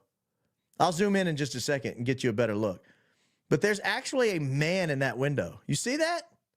There's a man in that window right there. He's sitting in the fourth row of plane SU-BVT that was flying from, I think, Wichita or Lincoln to Wilmington in August of this year. This picture was procured online. I have asked the photographer for a higher quality image. I said, can you get me a higher quality image? Like, there's the highest quality I could get. Does anyone recognize this guy? He kind of looks like George Soros at first. I don't think that's who it is. There are a lot of people. There are a lot of people guessing here over on the right. No, we got hammered. We got hammered. This is nightmare fuel. I'm not sure who thought this was going to help identify the person. I appreciate them putting the work into that. But if you want to look at those pictures, you can go to my X feed. It's Real Baron Pod. Real Baron Pod. And the only reason it's Real Baron Pod is because Real Baron Podcast doesn't fit. But you can go to the X feed. You can check out the pictures over there and see if you can find that person. So here is the new work. Somebody might want to file a FOIA request. It does look like Alan Dershowitz. I saw that. Someone might want to file a FOIA request and ask for these manifests. There should be manifests on every one of those Egyptian planes. And those manifests should identify the people on the plane. It really does look like Alan Dershowitz. I see a lot of people in the comments saying that. I couldn't tell if the guy was Egyptian or not. But it kind of looks like it's the actual plane, the BTV, I think it is. It's the actual plane the president of Egypt flew on when he went to Saudi Arabia. It's the exact same plane. The same tail number, assuming there's not two of them with the same painted tail number. It's the same tail number of the same plane. So whoever it is on the Egyptian president's plane. It's kind of a big deal. Kind of a big deal. So that's topic number 2 tonight. Topic number 3. Oh, the Reddit wars. This is going to be fun. Topic number 3, the Reddit wars. Guys, it's possible. We're not sure. And this is from the Candace. Again, I was not aware there was a Candace Owens subreddit. Hold on. That said invite guest in the studio. I don't have anybody I think I want in right now.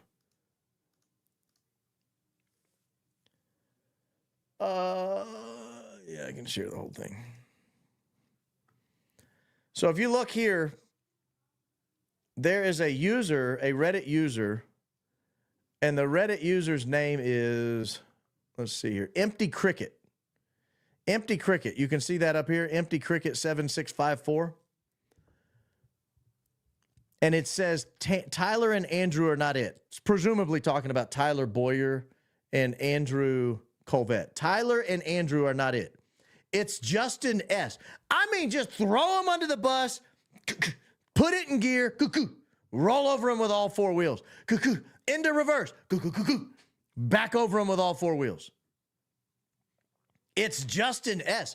But Justin hates them, so he will keep secretly leaking bad press about them. Tyler and Andrew don't move cash. Justin does.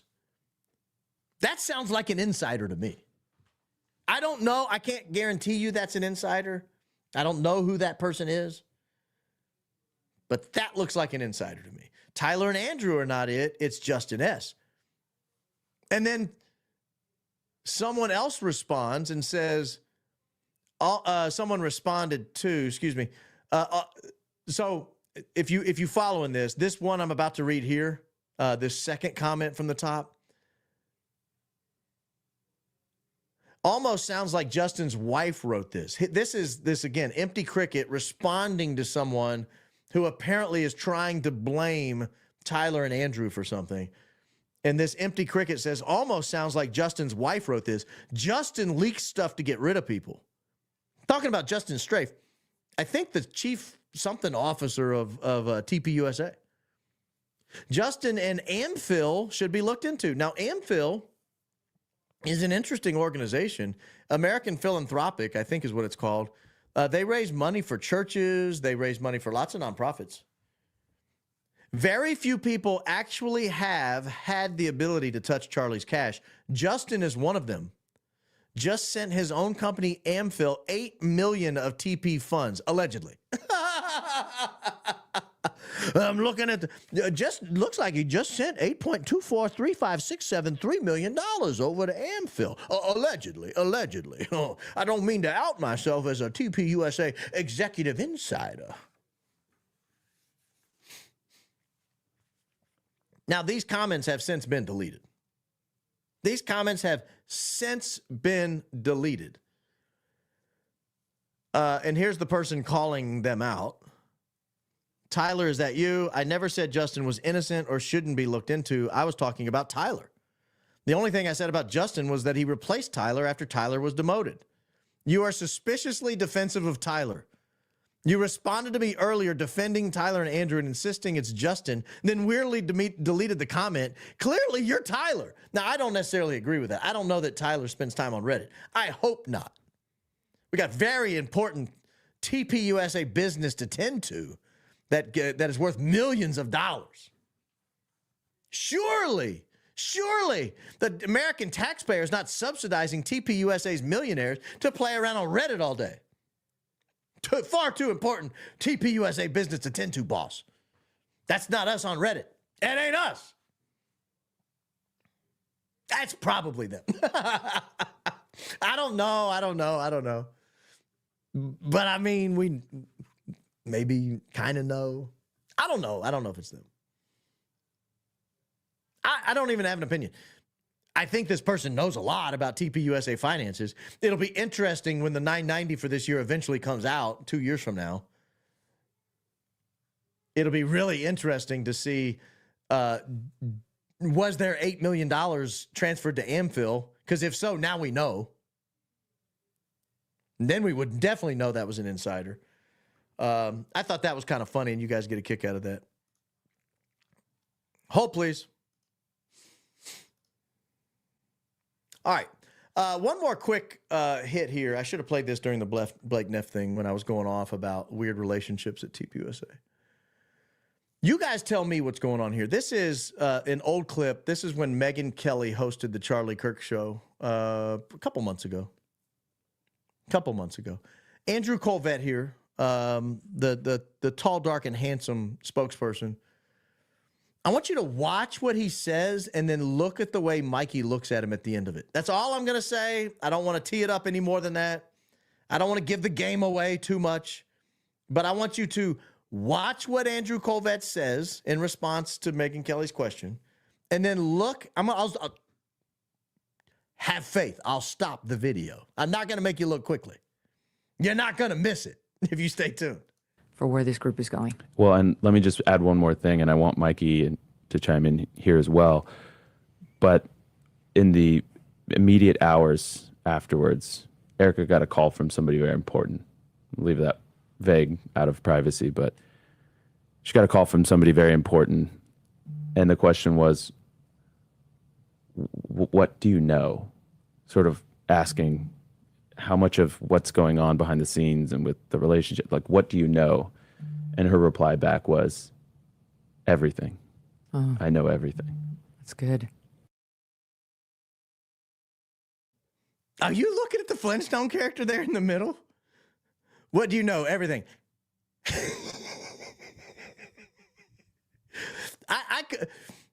To begin with, what the hell was she being asked? Like, hey, how much do you know? Like, who is the really important person? Is it the president? Is it the vice president? But he cuts himself off on the word relationship. He says, well, she gets this very important call. And the very important person, I'm going to leave that vague. It's a super important person. Calls Erica and asks, how much do you know about, the behind the scenes, the relationship, everything that's going on behind the scenes at TPUSA? And Erica says, I know everything. And Mikey goes, I'll pull it back up. You don't want to miss the response.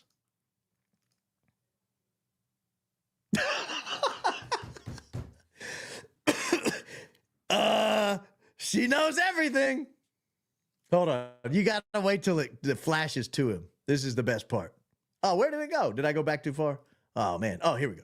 That vague, out of privacy, but she got a call from somebody very important. And the question was, what do you know? Sort of asking how much of what's going on behind the scenes and with the relationship, like, what do you know? And her reply back was, everything. Oh, I know everything. that's good. Astute viewer pointed that out to me. And I don't know if it means anything, but man, this guy is supposedly the amazing, most incredible, most intelligent person ever. Now let's get to the finances for just a second. I don't want to take credit. Oh, I can't take credit because he watermarked it. I don't want to take credit from this person. I have confirmed this girl that I'm about to show you used to work at TPUSA. And she is exactly what she claims in the video, or at least she has a link. Let me say this. I have not confirmed she worked there. I've confirmed she has a LinkedIn account, and that her LinkedIn account says her title was exactly what she says her title was in this video. And I want you to listen to kind of her thoughts. Now, granted, this is just one person. She could be an aggrieved employee.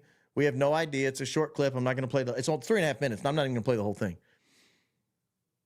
But listen to how she describes her job raising money for TPUSA. I'm just going to say what I have to say, and if it lands in the right hands, whatever. My name is Amanda. This is not me screwing this video up, by the way. And I got this from Project Constitution's Twitter feed. He does a good job on quite a bit of stuff. So I don't know if it came to him messed up or if he messed up loading it. I don't really care. It's good stuff. So I'm just going to say what I have to say, and if it lands in the right hands, whatever. My name is Amanda. I worked for Turning Point USA and Charlie Kirk for 4 years. One of those years, I was a donor relations officer in Phoenix, Arizona. And that means is I worked with all the donors within a certain region for all of Turning Point's assets. So Turning Point Action, Turning Point Academy, Turning Point I'd never heard of Turning Point Academy. I just want to point that out. I don't know anything about that. USA, Faith, Blexit, podcasting, everything. When I saw Candace Owens' comment this morning, granted, I am not a Candace Owens fan, personally. And that comment, I felt like I had to say something. What I did for Turning Point USA within that department was some of the most... I can't even begin to describe it, because the people that I felt like I was working for were not... They were horrible. I mean, like, it was just some of the worst times ever. And I was working for such an amazing, brilliant idea of an organization, and to see it for what it really was behind the scenes, and what makes it Turning Point, which is money. I mean, I'm sorry, but it is. That's how it works in the nonprofit world. It took me so much towards the end not to tell donors to take their money elsewhere. That's all I'm going to play from her. But this, I have confirmed that, again, she has a LinkedIn page. Her LinkedIn page does say that she works in that department. Now, she could have made that up to have the video. I mean, there's no, you could say anything you want. I don't want to put her last name on here, but if you look her up, Amanda Turning Point USA donor, I think is how I found her. It's one of the first things that comes up on Google. And there's a picture of her at a Turning Point USA staff training event in 2022. And Charlie Kirk is in the picture. So I have a hard time believing she could have faked all this. I have a really hard time believing she could have possibly faked all this. See, this is a very important. Oh, gosh. That was too loud. All right. That's something I'm going to play next time. So I think I'm going to call it there in terms of content. Actually, no, I'm not. I'm gonna go through. I need to read your supers. You guys have been so generous since I've been on the air the last few months. Somebody made a comment the other day that they were a subscriber. I didn't know this person, so I have no idea how they were subscribed. They were a subscriber when I had 350 subscribers, and they said they watched a live stream where there were 18 people on it. And this is not someone I knew. I have no idea how this person found the program. And I thought, well, you've been here from the beginning. I mean, like the beginning. So I appreciate it. You guys have made it such a joy. I do want to announce I am going to go, I believe, to 4 shows after the first of the year, starting in January. I don't know the schedule yet. I'm thinking Sunday, Monday, Tuesday off, Wednesday, Thursday. I'm thinking that's what I'm going to do. But I don't know that for sure. I really like the Sunday show. That's a great time slot for me. It's a great time slot for the audience. It seems like it's always our biggest show. On a Wednesday show, I'll get 8,000 or 9,000 people on a simultaneous live stream. On Sunday, it'll be 10,000, 11,000. So Friday's a tough show for people. It seems like we're competing against The Weeknd.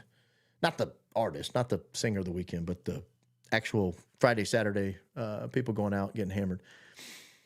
So just be watching for that. Anxiously awaiting your plethora of knowledge. Oh, big word. That's a $49.99 word right there. Thank you, Brian. Appreciate that. Very generous donation. Thank you. Super sticker, Henry. Dear Potty Mouth Prepper. That's a big name. Anastasia Beaverhausen. Again, that was from Will and Grace. If Candace decides to go in person to talk to the TPUSA people, an army of popular broadcasters should join her all the way. She needs all the protection right now. These evil people want her down at any cost. I don't know that they'll allow an army of podcasters to go on with her. I certainly would do it, and I would even wear this hat with this killer birthday sticker on it. I think Ian would be great going with her. I think several people would be great going with her. My fear is they would never go for that. But she should take people. Her team should go with her, obviously, to make sure that they're not pulling any fast ones, that she has people there doing research while they're talking. Jasper 999, the question I keep asking myself in the face of all these incidents, accidents, hints, and allegations is, what are you going to do about it? I want to avoid impotent rage or indulgent anger thoughts. I've had this conversation a long time. This is a conversation I have in my head a lot, Jasper. I don't know. Like, they have stolen elections right in front of your face. What are you going to do about it? They've passed law after law after law that is illegal, unconstitutional, and they enforce it. What are you going to do about it? They have shut down free speech by having the government contacting YouTube and Twitter and Facebook telling them to block people. What are you going to do about it? Nope, nothing. Not much has been done. Not much has been done. I'll get into the rest of that later, because one day they may come door to door knocking, asking for particular items out of your house, and everybody likes to act all big and bad. Oh, they'll never come to my house. They'll get what's coming. No, they won't. You'll hand them over, because you've been conditioned now for 100 years to give the government whatever they want whenever they ask. I noticed the new camera angle. I agree. I noticed the my new camera angle. Looks the same to me. I didn't intend. I mean, I might have accidentally knocked the camera stand a little bit, something like that. Don't want to do that. Thank you for your donation. Mr. Bruce Lee, $100. You guys, I'm so humbled when you guys do things like this. Thank you. Wednesdays become the best night of the week. Hump day. More like get pumped day. The best podcast on the tubes. Well, I appreciate the kind words. There are a lot of really good podcasts, sir. I hope you're diversifying your intellectual pursuits beyond just your humble host, but I am glad you're here, and I do agree. I put a lot of effort into it. I hope it's good. I need Barron suited up with Candace in Arizona as legal representation. I'm not licensed in Arizona, Cash Money. I'm not licensed in Arizona, but I could be there for moral support. Happy to go. Happy to go. Listen, it might be too much what I'm saying, but I think your podcast is the same or even better than Candace. God bless you. Thank you first for the obscene amount of pesos. Listen, everybody has their opinion on what they like. Candace is number one for a reason. So I would say you're in the minority, ma'am, sir. Mexican. Happy belated birthday, young man. Is that a chartreuse hoodie? It's an Adidas Essentials hoodie. It's kind of a neon green. The podcast lighting is kind of washing it out. It's kind of a, let's see if I can shade this a little bit. No, I can't. It's kind of a, yeah, it's kind of a neon highlighter greenish color. I kind of like it. Kind of dope. $8, $5. Candace doesn't need help, but I'm sure you and Ian backing her up and adding to the list of questions wouldn't hurt. She doesn't need help. But Tiger Woods had a swing coach, right? Tiger Woods was the greatest golfer on the history of the planet at one time. He was winning major tournaments by 10 strokes, 15 strokes. He was unbeatable at certain times. And he had a guy teaching him how to hit a golf ball. You know, everybody needs somebody. She's got a good team, but I'm sure Ian would help her, and I'm sure I know I would. If she wanted help prepping or even on site. Katie Cat, $4.99. I'm curious what leadership from TPUSA will attend this discussion. They should probably have their lawyers on standby or Mikey might cry. I don't think Mikey would cry. I mean, we give him a lot of crap, and he is a little weird, let's be honest. But he's an adult. He works in a big boy industry. Hey, look, politics is a blood sport. It's a contact sport. If you're going to get involved in it, people are going to make you cry. Or they're going to try. It is a contact sport. It is not for the faint of heart. And if Mikey got in thinking he was going to grease by without any pushback, he's out of his mind. He needs to go to work at Waffle House. And there's nothing wrong with Waffle House. I love Waffle House. Happy birthday. Love your stream. Thank you, my moon and star gallery. Like the stream, Baron. Keep going, Max. Will do. Will do, RPM. Thank you for the Canuck bucks, sir. Hit the like button and subscribe. Great, Henry, dear potty mouth prepper. Everybody hit the like button, please. It pushes us out to the front of the YouTube algorithm. I like nothing less than seeing that we had 150,000 people watch a show with 9,000 likes. What the hell? The 140,000 people didn't like it? Come on, hit the like button. It's right. It's literally right there. Go hit the like button and subscribe. That way you know you get all my stuff. You get all my stuff. And I don't spam you. If I get a clip, if I get a particular spot, everybody, like I get 20 requests, can you clip this? I'll clip it. But I don't clip every show just to clip. So I'm not going to spam you with a bunch of notices. I do go live a couple minutes early, but I mean, I'll even cut that off before too long. Amanda Van Allen Radiation Belt, $5. My daughter just said the 1970s, that's old. As her dad, who is 9 months older than you, glares at her. Happy birthday. Thank you. That's sick. It is old. Gosh, it's old. The birthdays that hit me the hardest were age 35. Because even at 31 or 2, you know, you hang out with your buddies, you're drinking beers, you're hanging out, you're having fun, your body feels good, you get up the next day, you go to work. You can always tell people I'm in my early 30s, which is just over your late 20s, right? But once you hit 35, like you're in your late 30s. You're in the second half of your 30s. Now I'm like deep into the second half of my 40s. So I don't have really gray hair, but I have a really gray beard. The hair is retained. I got hat head. Sorry, guys. The hair has retained quite a bit of color, but the beard is just out to lunch. I have no idea what happened. And it will not talk to me. They will not explain what the hell's happening. If you go to Arizona with Candace and can only ask Neff, Kolvet, Boyer, McCoy 5 questions, what would those 5 questions explicitly be? I'll let you know perhaps tomorrow. That's a great question. Let me send myself that question. Maybe I will come tomorrow and prepared. I don't want to wing it. I would be letting you down, answering it in a dishonest way, frankly, because that would not end up being the 5 questions if I had to wing it off the top of my head right now. I really need to think about that. Neff, Kolvet, Boyer, McCoy. I don't think I would ask Neff anything. I don't dislike Neff. I mean, I think I was a little irritated today with his attitude, but I don't think he's a bad person. I don't think he was in on it, if you're asking me that. I don't think Kolvet was in on it. I think if Kolvet was in on it, he would not have sent the text messages with the Israeli stuff that Charlie sent. I just don't. I mean, that if he was in on it, he would have known who did it. He wouldn't have wondered, right? Could it be the Israelis? Because he did say this 2 days before he died. So I don't think he was in on it. Boyer, I don't have an opinion on, frankly. I will say this. Nah, I'm not going to say it. It's something a political insider said to me within 2 hours of Charlie Kirk being shot. I think even before Charlie Kirk was pronounced dead. An insider told me something about Boyer. Something to watch for. That I've not seen, by the way. And then McCoy, I would ask him a lot more than 5 questions. I might get back to you on that. But actually, though, if there's any chance I would be involved in the prep, I'm not going to answer that question because I'm going to go in ready to throw hands. And you can't tell the other side what you're going to ask. No. Pete Stronach, $8 of A-Bucks. I hope those A-Bucks are valuable. I get a lot of them.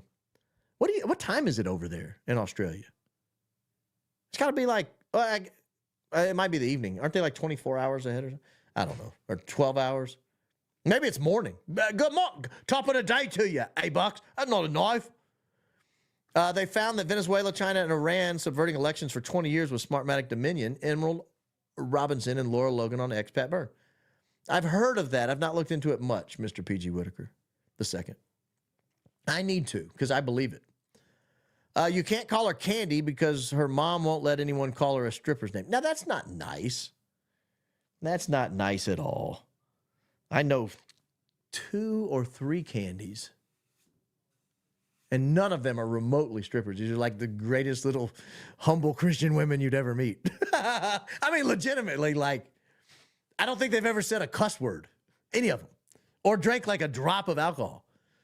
So, that's not polite. And I don't even know, what's a CLP dollar? CLP currency. I love learning. Chilean peso. Chilean peso. We're big in Chile, guys. We're huge in the Balkans, but we're big in Chile. Or is it Chile? Chile.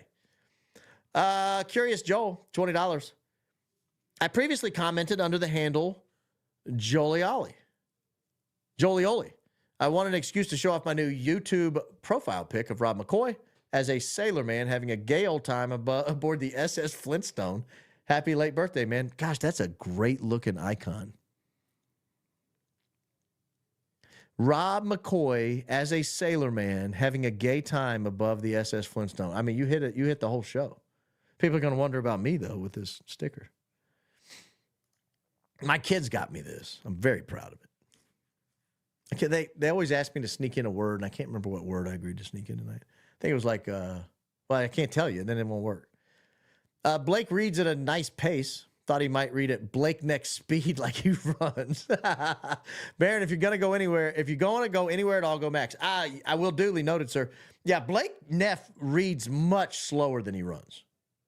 Like, he runs at Blake next speed. But we have video footage of that. $5, real Candace O. I'm a fan. I'll admit it. I have no shame in it whatsoever. Never call her Candy. Her mom said, oh, that's what you guys were saying. Her mom said that. Okay, I won't call her that. I didn't know this. I didn't know it was a thing. Oh, great. I just shot myself in the foot. Now I'll never go to Arizona with her. I was so close. She was looking up my number, and then I said Candy, and now it's over. I'm done. Oh, man. Let me check my texts. Yeah, no text from oh, it's over, guys. It's over. And I know she could get my number from Ian if she wanted it. I know she could. All right. Well, I did. I said Candy. Now I'm never going to Arizona. I might as well just strike it off the map. I probably, out of shame, I just won't ever go. Period. At all. They waited so they can see what people are speculating about so they know what to get ahead of. So they can make fake docs, images, emails, etc. That's a great point, Audie. I hadn't considered that. If they'd have come out early, they'd have tied themselves down to a particular statement. Now they've had time to make sure their statements are papered over. That's a great point. Great point. We got good callers, or good listeners, good viewers, whatever you guys are. You're all the above and more.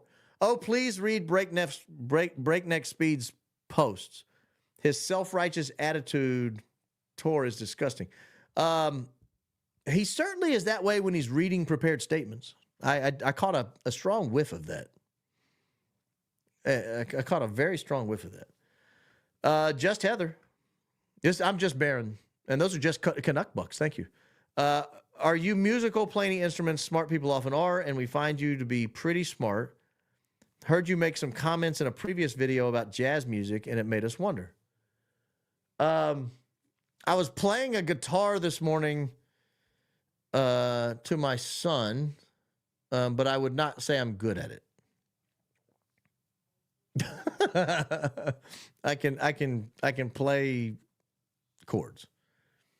I can pick through some basic stuff, but I've got the calluses to prove it. But no, I would not consider myself a musician. I would consider myself a hack who has a little fun and entertains myself. I like to play Jim Croce, Jimmy Buffett. I was playing What's Up because that's back in the Four Non Blondes. What's Up? That's kind of back in vogue. So I was playing that this morning in the bed, and we were singing, and it was fun. But I would not say that I am a musical person. I do like music quite a lot. I listen to music pretty much all day. I've got some nice little desktop speakers back here that sound really good. Edifiers. If you ever need like a cheap pair of speakers, those Edifier, I don't know what model number they are. They're like $200. They're Bluetooth. You plug them in, and they fill the whole room. And I can't show you because I don't want to move the camera, but I've got a lot of sound treatment in this room to help out with the microphone because it wasn't working at first. It was very echoey and hollow, had a lot of reverb sound, but I treated the room quite a bit. You can't tell. I don't think you can see any of it. No, you can't. But it really helps the bookend speakers. I mean, it really helps them.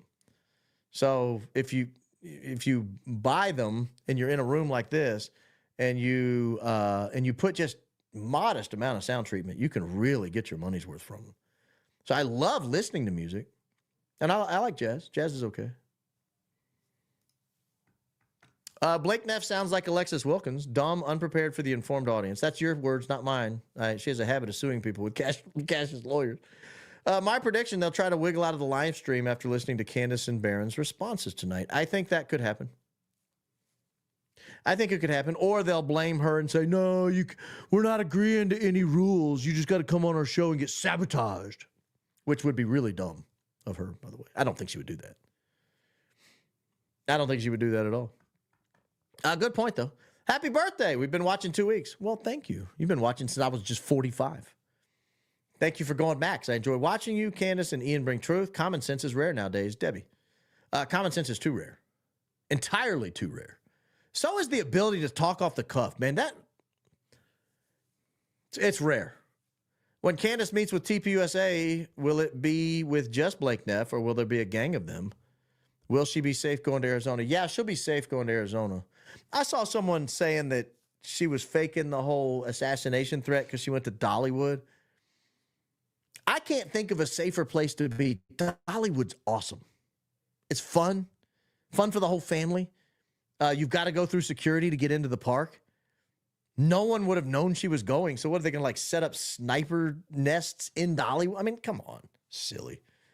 She'll be safe going to Arizona. I don't think they would let anything happen to her. Probably wouldn't want to announce ahead of time until she gets there that she's going. Maybe get there a day or two ahead of time and then announce while you're there that you're going and have a secure way in and out. Hopefully she has security. If not, they should provide it. They've created this problem for her by constantly naming her. People are also hiring these contractors to go after mothers in family court and set them up to take their children. This is 1% of what's going on. I have no idea what you're talking about. Sounds terrifying, but I have no idea what you're talking about. Who is hiring contractors? In your review of the video, EMS is standing right next to Harpole. EMS also follows them all the way to the SUV where they carried Charlie Kirk trying to pass off their med kit. Everyone just ignores EMS. Yeah, I saw that. It was two guys with large red packs. I did cover that, I think. It was in the, I think I covered it when we were talking about he's dead, Terrell Farnsworth video. You could see him in that video. And, yeah, I mean, like I said, I don't want to harp on the security, the medical response, because if you get shot in the neck at that angle and it's breaking your spine into little pieces, you're dead. You're dead. I hate that it happened to him. No one should die young. I mean, no one should be shot and killed. But I don't know that it would have mattered. Candace offered TP, Turning Point, a live Q&A chat. Smart Money says they'll refuse because they want to vet the questions and workshop their responses. Yeah, I don't think you should have to vet the actual words you're going to use to support your position or the questions you're going to ask the other person, but you should say this is the material we're going to use. And we agree that if we're going to say someone said something, we're going to provide a link to it. We're going to either show the tweet or we're going to roll the clip from your podcast. But beyond that, I mean, it's all, it's war at that point. Just fight. So how exactly is Blake going to speak on anything when he was there and a witness? Is he not going to be included to the gag order? That's a great question.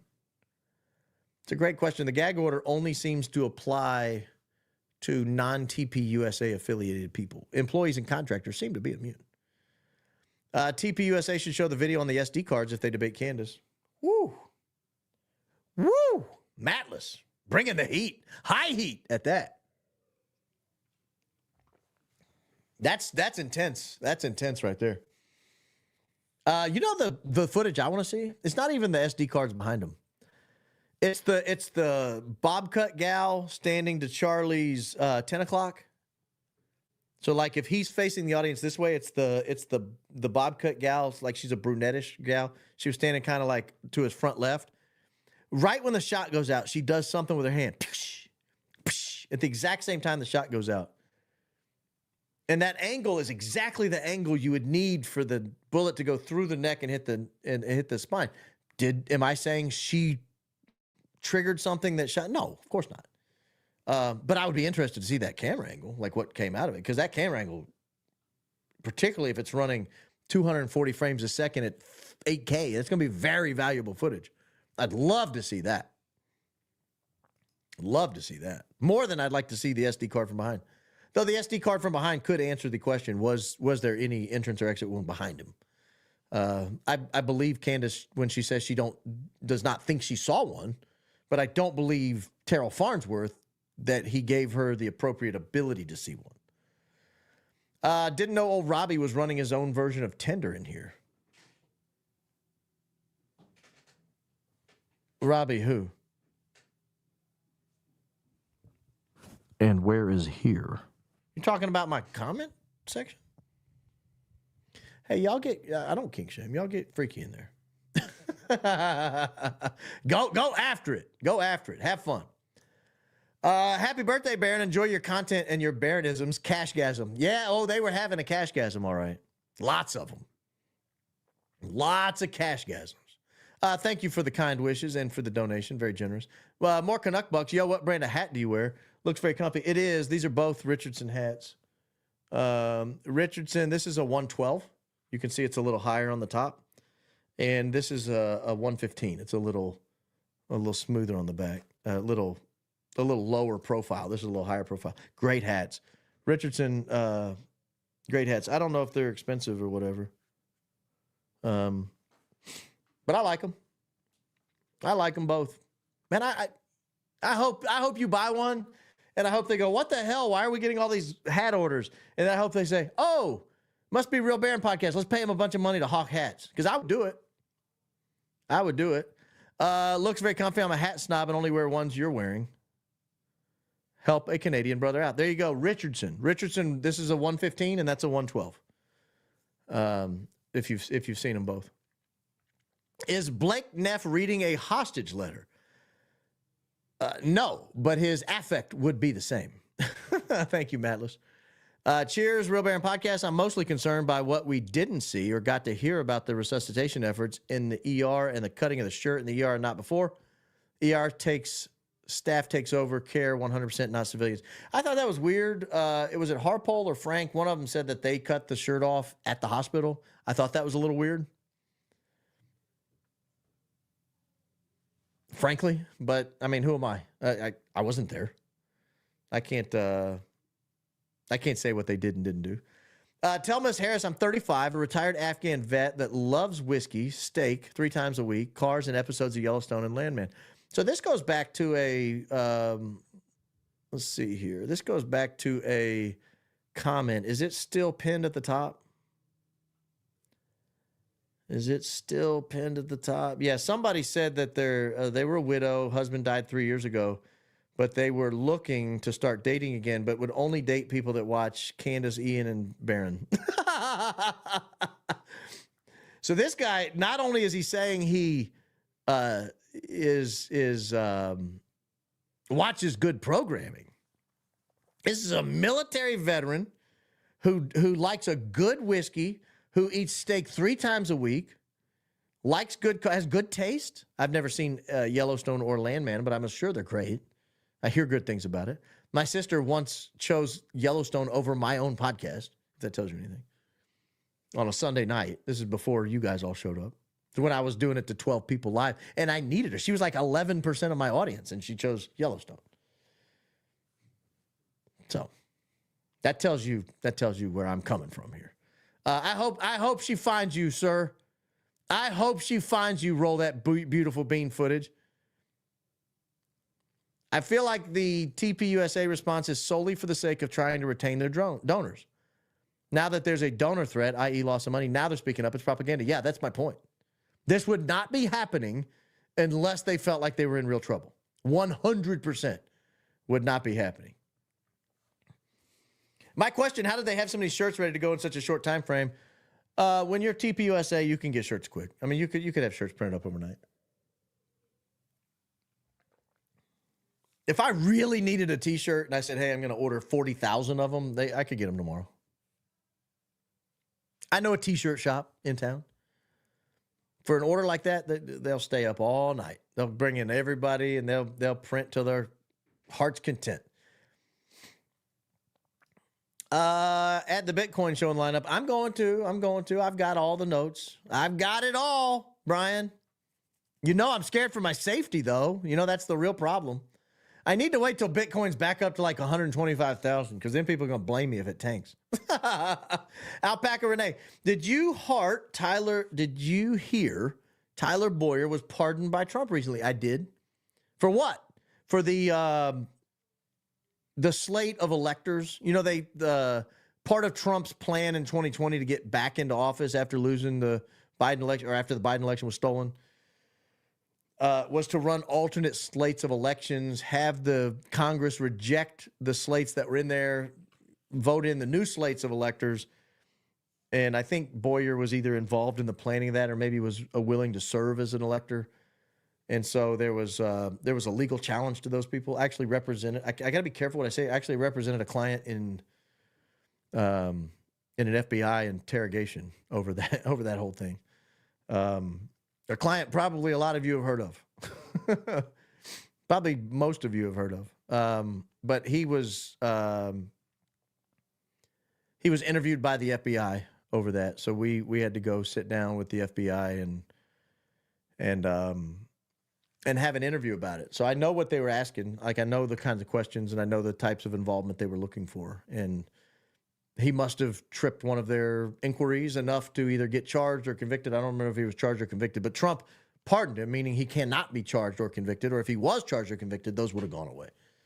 I'm sure someone in the chat knows something about this. Me, I do. Thanks, Baron. You never disappoint. Tell my wife and kids that. Happy belated birthday. Thank you. God bless and keep you safe. Thank you. God bless you and keep safe as well. What in the world? Bro.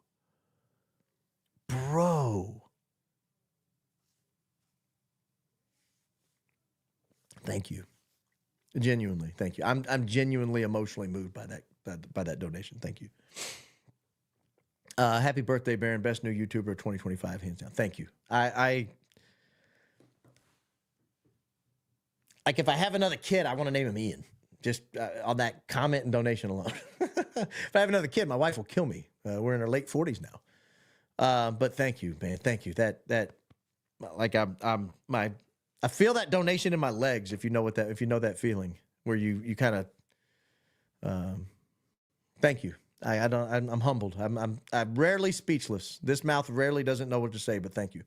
From the bottom of my heart, thank you. Roll that beautiful bean footage. Look at Ian showing off. There better be another live show tonight, bro. Just generous, man. Ian has been so generous with his time with me, answering questions I have, giving me advice that other people can't give because they're not in the same spot. And whether it's just a, hey, how would you say this? Or what should I do here? Or just unsolicited things like, hey, have you thought of this, this, and this? These are things you need to be thinking of and doing. He's just a heart of gold. I mean, just an absolute heart of gold. And I don't know if I shared this with you. He's a wicked researcher, like amazing researcher. I can't remember the exact comment, but I told him a comment I'd come across. And I even got the time frame wrong. I said, I saw this comment a week or two ago. It's a cool comment. And I said, it was in one of your live streams. And he was like, really? Do you remember which one? I was like, nah, I really don't. And I felt bad that I didn't because he was really interested in seeing the comment. I guess seeing who made the comment. It was complimentary of him. And like 30 minutes later, an hour later, he texts me, says, I found it, and sent me a screenshot of it. It wasn't even on his live stream. It was on another YouTuber's live stream. And it wasn't a week or two ago. It was a month ago. So I'm like, how did you find that? What did you do to find that? I was both impressed and a little scared, being honest. Don't go searching old Baron. Stay out of my litter box. You don't want to find everything that's out there on me. But man, he's great. He's been so good to me. Another $5 to real. You telling me to pay her? I will. I'll give her this $5 donation if she takes me to Arizona with her. Candace, and I'll never call you Candy again. You have my word. You have my word. I will never say it again. I might just because I was stupid and I say dumb things. E-Bucks, $10. Thank you. Hi from Ireland. I don't know how to speak Irish. I don't even know how to do an Irish accent. No, I can't. I'll try it and it'll come out Indian or something and people think I'm being racist. Wondering whether Candace's TPUSA real estate discussion yesterday might involve Gaza redevelopment deal somehow. Loving the show and analysis. Chris is reading that. I hadn't thought of that, but wow.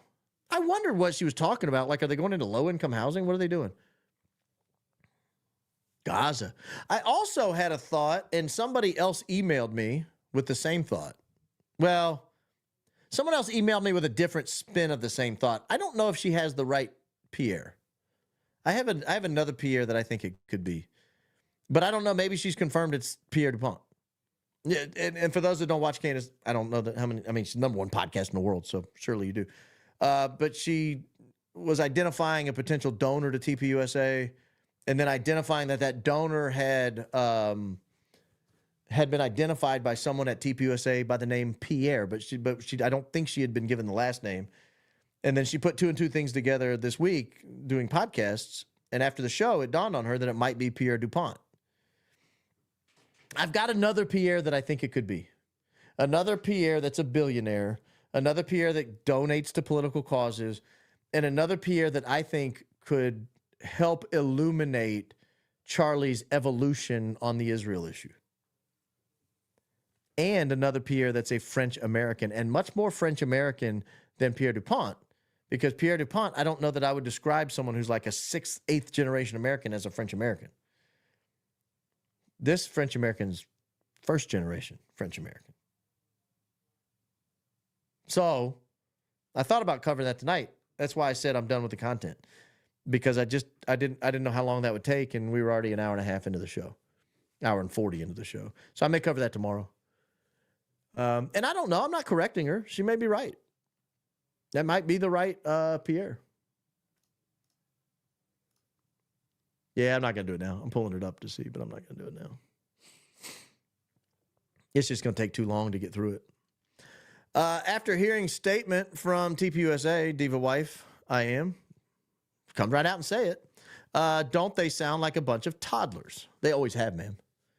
Charlie liked me more than you, as to minimize Charlie's closer relationship to Candace. Weak and pathetic. Yeah.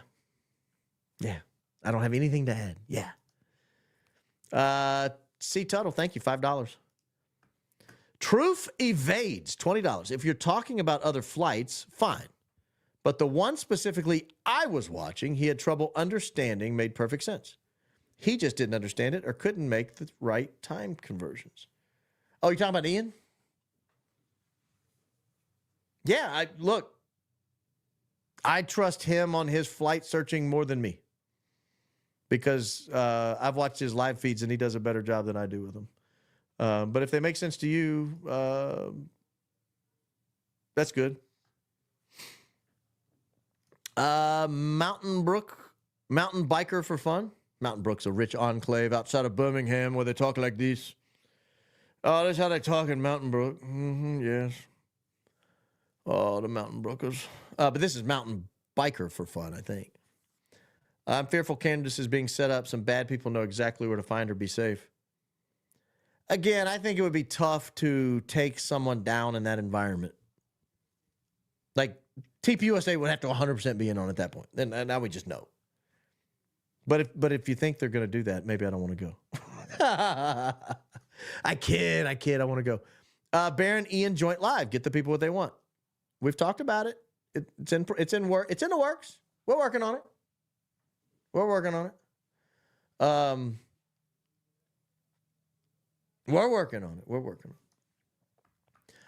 Just as I asked Candace, say we found out the who, what, when, and why.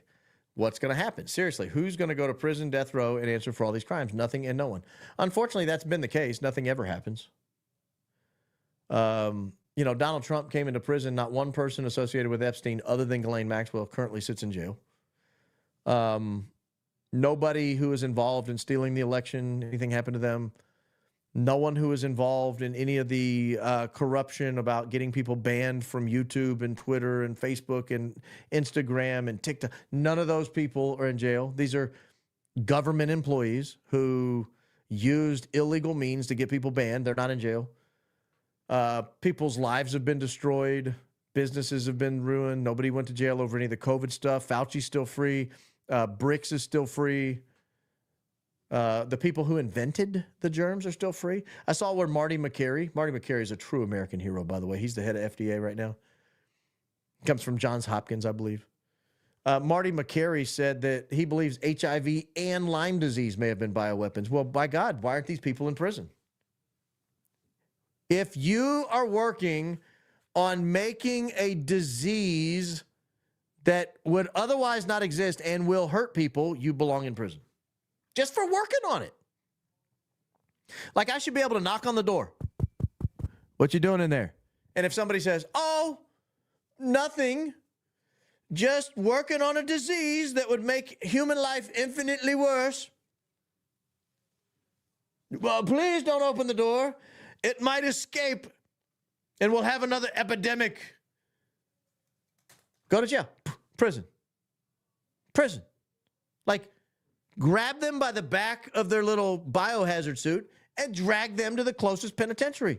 Lock the door and throw away the key. This is not hard. Gosh, they don't want me in the presidency. Woo! Hey, oops, I meant to pick the 500. LOL, Charlie. I can't match Ian's dono, but Ian is on your live. Maybe invite him to join you. I'm going to, and I have. And we will do it. We're going to give them, I give the people what they want. I'm a populist at heart. I fall for all the, I've got three populists. The top row is nothing but populists. Those are the three most populist presidents in history. Teddy Roosevelt, Donald J. Trump, Andrew Jackson. You don't think I'm a populist? I'll give the people what they want. That's why I would throw so many people in prison if I was ever president. They should not let me anywhere near Pennsylvania Avenue. Even if I'm not president. You let me in the Oval Office, we're throwing people in prison. If I'm just there to visit. Like, I'll show up with the football team that won a national championship, and I'll be like, what? That's nice. He's the kicker. He did have the game-winning field goal. When are we putting Fauci in prison, Mr. President?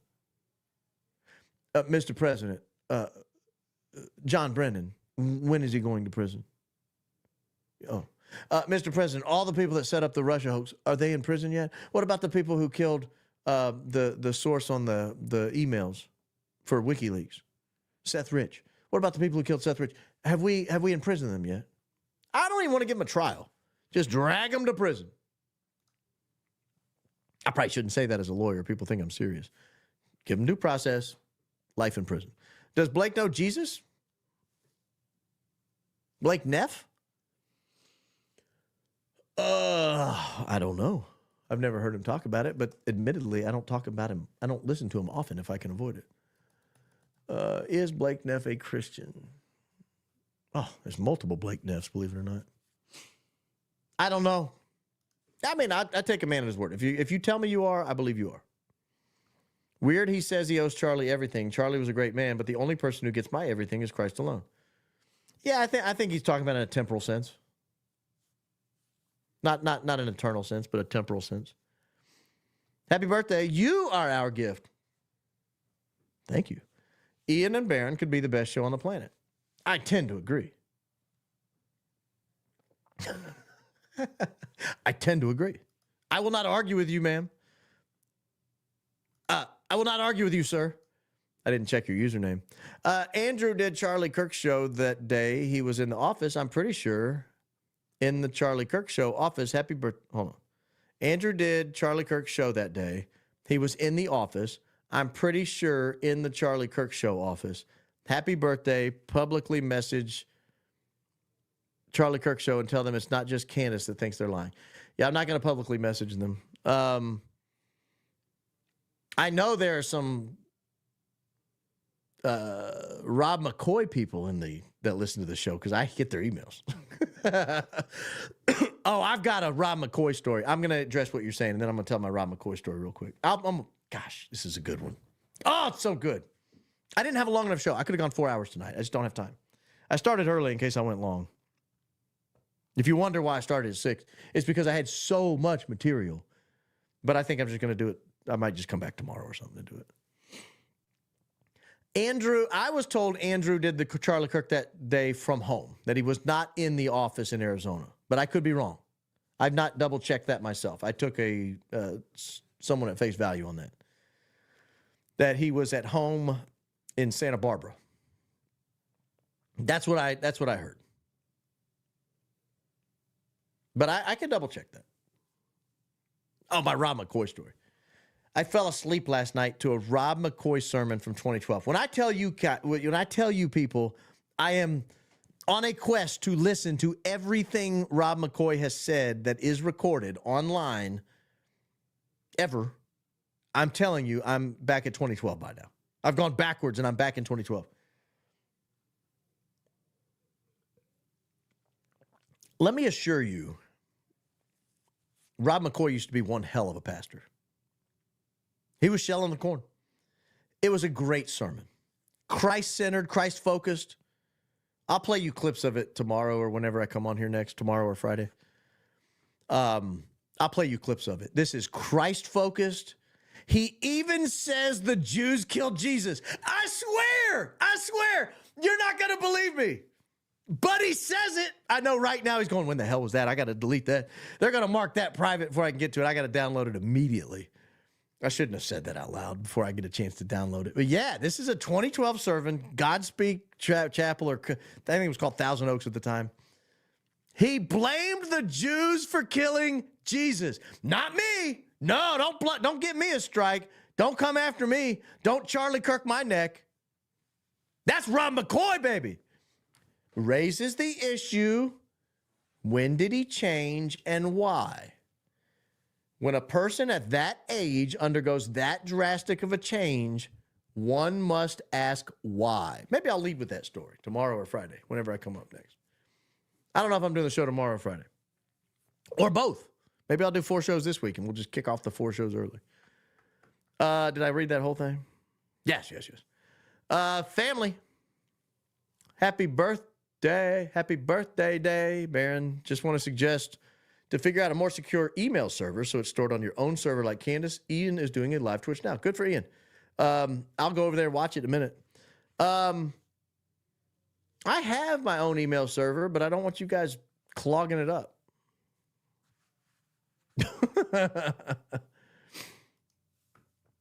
I probably should, especially people sending me things that are talking about their employment. I probably should have at least go to one of those, oh gosh, what's the word I'm looking for? Encrypted servers, Proton or something. Matless, $10. LBG, not CTG Airport, is the airport Charles Lindbergh used for his transatlantic flight. Also, there are French Canadians in the mix, which may explain the YYR Goose Bay landings. Good points, both. Thank you, Matless. I can't stop laughing. You are by far my new favorite show to watch. Thank you. Well, thank you, Melissa Dawn 5905, and thank you for the $5 donation. I'm just me. Like, this is who I am. You go back and if I ever unmark some of my old shows that I've marked private, basically everything on my channel that goes back years is marked private that is not from when the whole Charlie Kirk phenomenon started a few months ago. And if I ever uncork some of those, you'll see you get the exact same show. Same show then as you get now. This is just who I am. Ultimate gift to Charlie at this point would be for Erica to disband TP. End it. Jasper, I don't know that I agree with that. I think the greatest gift would be to get the corruption out of it and run it as the organization he intended to run. And it might be it might not do $90 million a year. It might do 5, might be 2. But that would be a gift. It might do 100. A-Bucks, Leon, hypothetical Baron, Candace, Ian, and Dave Smith team up for a live debate with Tucker as moderator. Which 4 would you most like to debate? Anyone from Netanyahu and Trump themselves, Shapiro, Hammer? Hammer would be too easy. I watched Dave completely dismantle that dude. He's a debating lightweight. He has pre-programmed points and doesn't adjust on the fly, and you can't do that if you're debating live. So that's an easy one. I'm not even sure I would like that. Shapiro's sharp, dude. Like, he and I don't agree, but he's a sharp little twit. That would not be an easy debate. That dude is smart. He's just wrong, but he's very smart. And cunning and underhanded in a lot of ways. As I've seen him when he does his little appearances with 20-year-olds or whatever, he waits until he knows their microphone's done, and then he like changes the subject or unloads. I don't like that stuff. To me, it's like, you know, he's clearly smarter than almost anyone he's going to debate against. So why do that? So I would be worried he'd pull something. Netanyahu, I like to live. Big fan of breathing air, not dirt. Probably wouldn't want to debate him. I don't know that I would debate Trump. I like Trump. I mean, he's disappointed me some, but Andrew Kolvet, I would like to debate. Mikey would be fun. Rob McCoy would be great. I'd like to debate Rob McCoy on replacement theology because I don't believe anyone believes in replacement theology. I think fulfillment theology. I would like to debate that, and I would like to listen to many more sermons from Rob McCoy of 2012. They were beautiful. It truly was a beautiful sermon. Even as a Catholic, I found almost nothing I disagreed with.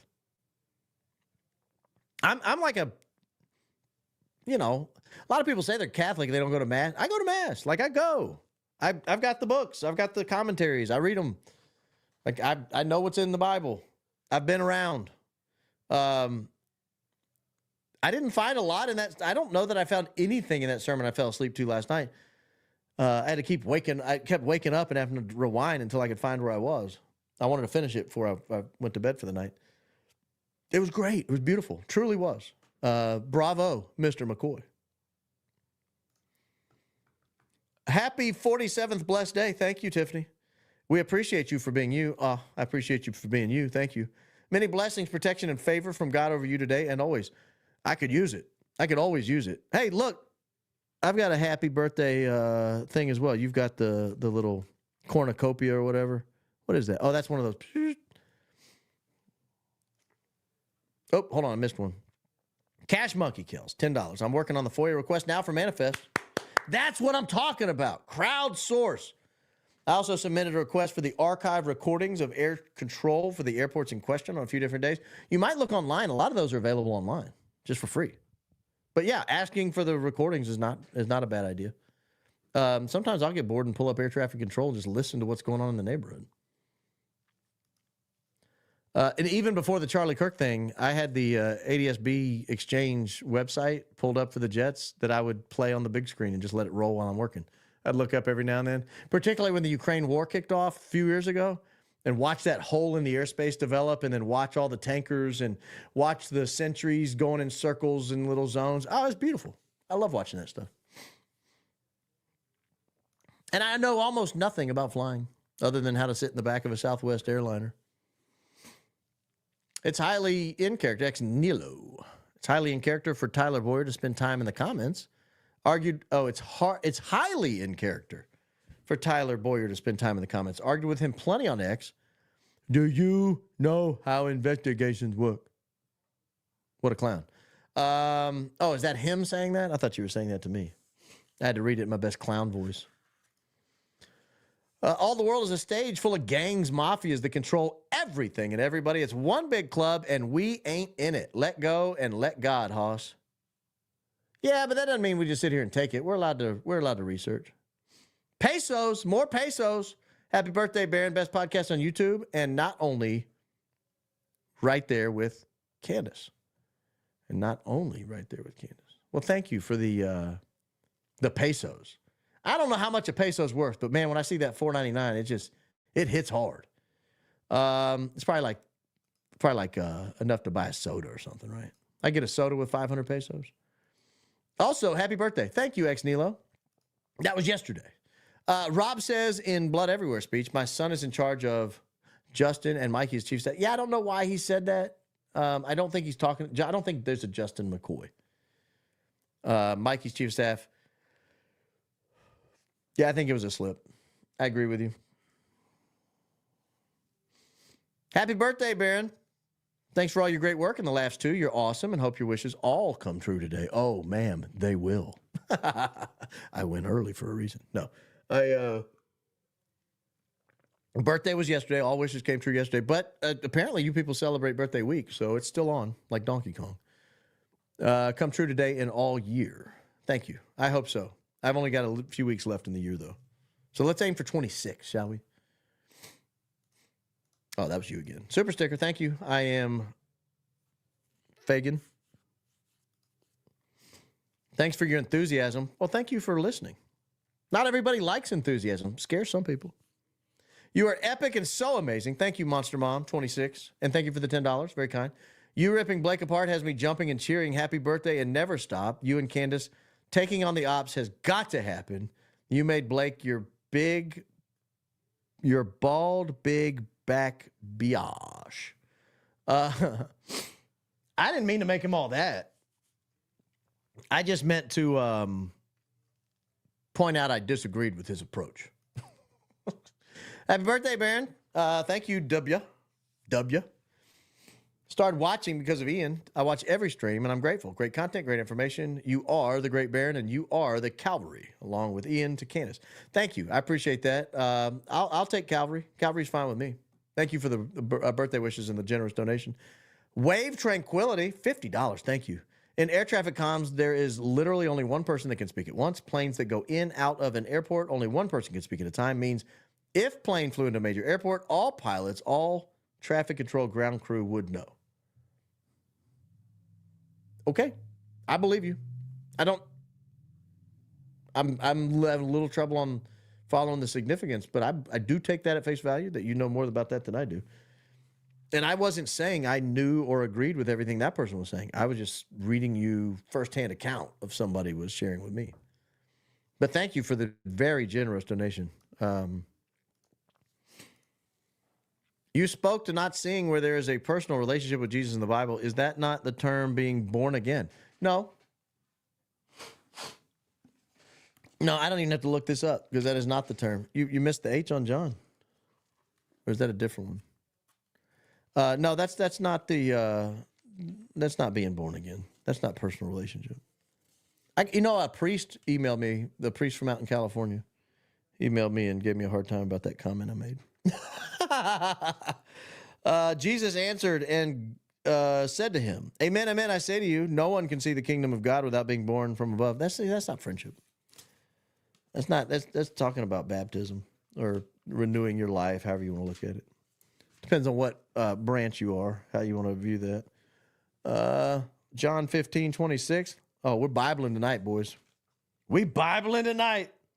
When the advocate comes, whom I will send you from the Father, the Spirit of truth that proceeds from the Father, he will testify to me. Again, that doesn't have anything to do with friendship.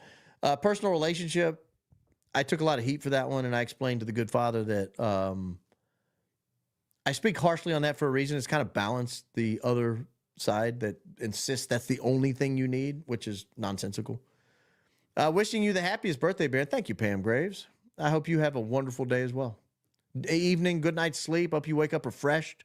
Get you a nice piping hot cup of coffee and mill around doing nothing for like 30 minutes. No one calls you. No one bothers you. You just enjoying that piping hot cup of coffee, milling around. And then you got to go to work. Then you got to get dressed. Then you got to get in the car. And then you got to start the car in the cold. Then you got to get that thing turned over. But for 30 minutes, I hope you have an amazing 30 minutes in the morning, Pam. That's my hope for you. Modern Edge Kitchen Solutions, $50. Happy birthday. I've been a big fan of Candace and Ian for years. Came to you on Ian's advice, and I'm so glad I did. Been watching every show since. Really appreciate you and your content, Maria. Thank you, Maria. Very kind of you. That's what I said. Ian's done amazing things for this program. Truly has. I would say that your Adidas hoodie is seafoam. That was fighting words, boy. Oh. You just comment on the color. Oh, all right. What color is this then? This is kind of seafoam. This is more of a, I don't know, maybe seafoam's green. I'm not good into colors.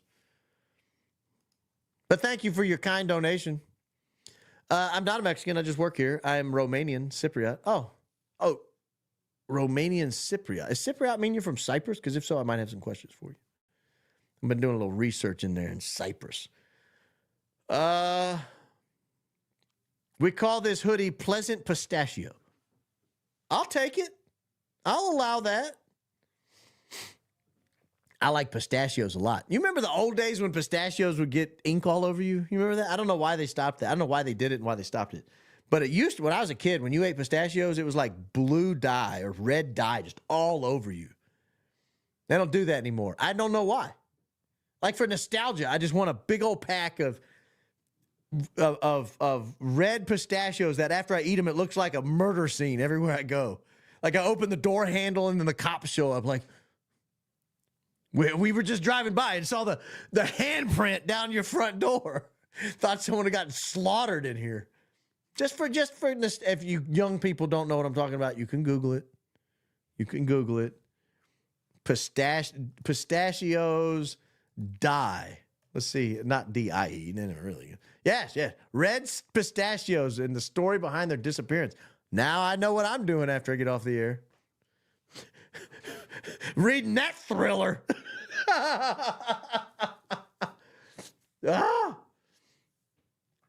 That's amazing. All right.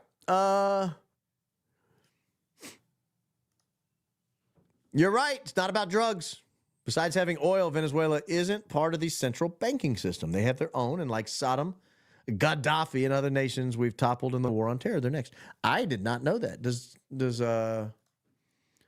Does Venezuela have a, don't want to get banned, so I'm not saying it out loud, bank?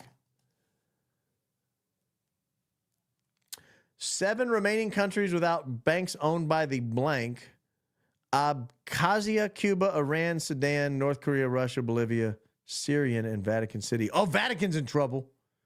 They better watch out. Apparently, in April 24, Venezuela hired this company to serve as a financial advisor, but they don't have an actual bank location. So it sounds like they're just bribing them. We'll give you a bunch of oil money. Just don't knock us. Like, let us continue to be the rulers here. What's the DNA with Charlie about? Don't know what you're asking. I wish I did. Thank you for the generous donation. Only DNA I was aware of that. They said there was DNA on a gun and a screwdriver or something. Thank you for all your hard work. Thank you, Yoga with Beth. Very kind of you. Just Paula, $5. Thank you, Paula. I'm just Baron, and I appreciate your donation. Greg Powell, $20. Great job, Baron. Want to send you a copy of my new book, Voice of the Heart, The Battle for Your Purpose, Peace, and Passion. 500 pages of battle plans for this invisible war between good and evil, destroying humanity. Thank you. Go to BaronColeman.com. There's an address there where I take mail. They send it to me, so don't worry about it. But it's, I have somebody that checks it and makes sure it doesn't going to blow up or nothing illegal in there. BaronColeman.com. You can look. There's an address there where you can mail things. Thank you very much. I'll be happy to look at that. Could they be more obvious? They released this spiel using Nancy Neff as their prop the day after CO suggests everyone ask for a refund. I doubt they do. The debate, they have too much to lose. That's a good point. I hadn't connected those two events. So yesterday, or was it early today, Candace says, everyone go ask TPUSA for a refund. I think it was yesterday. A whole bunch of people tried to, and then they took the refund option off the website, is what I heard. What I heard. Just my opinion, allegedly. Don't sue me. Don't tase me, bro. Don't sue me, bro. And now all of a sudden they want to debate. That's a good question. Good point. Missing upper half off a certain person from picture wall. Oh, that's just because the camera got moved. Hold on. There. How about that? Oh, you can see some of the sound treatment up there. That's what I'm talking about. See that up there? That sound treatment? I've got those little panels all over the place. Now you're making me move the camera. What a pain in the butt that is. Thing's hard to get in the right spot. There. There's Donnie. He's back, baby. Paid $10 to comment on my camera placement. You're kidding, right? TP providing Candace with security. The track record's not great. Not a bad point. Can I get somebody not on the Harpole team, please? I don't want Dan Flood or Brian Harpole. Can I get better security? Can I get security with a little better track record over the last, say, like 90 days or so? Good call. Good call. Woodman, you got to point it out. $4.99. Happy birthday. Love your monologues. Oh, thank you. That's probably what I spend the most time on in this program. It's like 10 minutes of the show, of a 3-hour show, but it's like 60% of my prep. So thank you for saying that. It means a lot to me. Thoughts on why Andrew did not deliver the message? He may not have been there today. I don't know. Blake is like the lovable, like you can't get mad at Blake. You know, he's like the runt dog. You feel bad for him in a way. Like, you know, he's not going to bite you, but you still don't want to take him home. It's like one of those things. Like, I know this other dog's probably meaner and he's probably going to bite me. He's going to try to run away and he's going to chew on my furniture, but I still want it over that dog. That's kind of like the Blake scenario. I don't know why. Can't wait to hear your Mandela effect monologue. It's a good one. It's a good one. I forgot I told you guys about that. That was one of my options for today. But I had to get the Venezuelan one out of the way before we went to war with them, and I'm not sure when that's going to happen. They've closed down the airspace, so today was the day. Today, the day you got it. Did you see my comment about ATC airport comms? It's probably why they flew into random airports. Yes, I did. You talking about above? And I didn't understand why you were saying it. Now I do. Thank you. Good follow-up. See, that's an example of a great follow-up comment. Hiker, $5. Oh, we're matchmaking, baby. We got our own Tinder. I'm a widow who watches Baron, Candace, and Ian, and you can't go wrong with a good steak. Wink, wink. All right, whoever that was, the 35-year-old up there drinking whiskey, eating steaks 3 times a week, we've got one on the hook. And she hikes. Don't threaten me with a good time. Don't threaten that guy with a good time. That's great. Happy birthday, Baron. Love your decal your kids made you. Yeah, they put it in they stuck it to the card, and then I stuck it to my hat. They asked me today, what are you going to wear on the show? What sign? And I was like, I'm going to wear the sticker. It's actually a patch. It's really nice.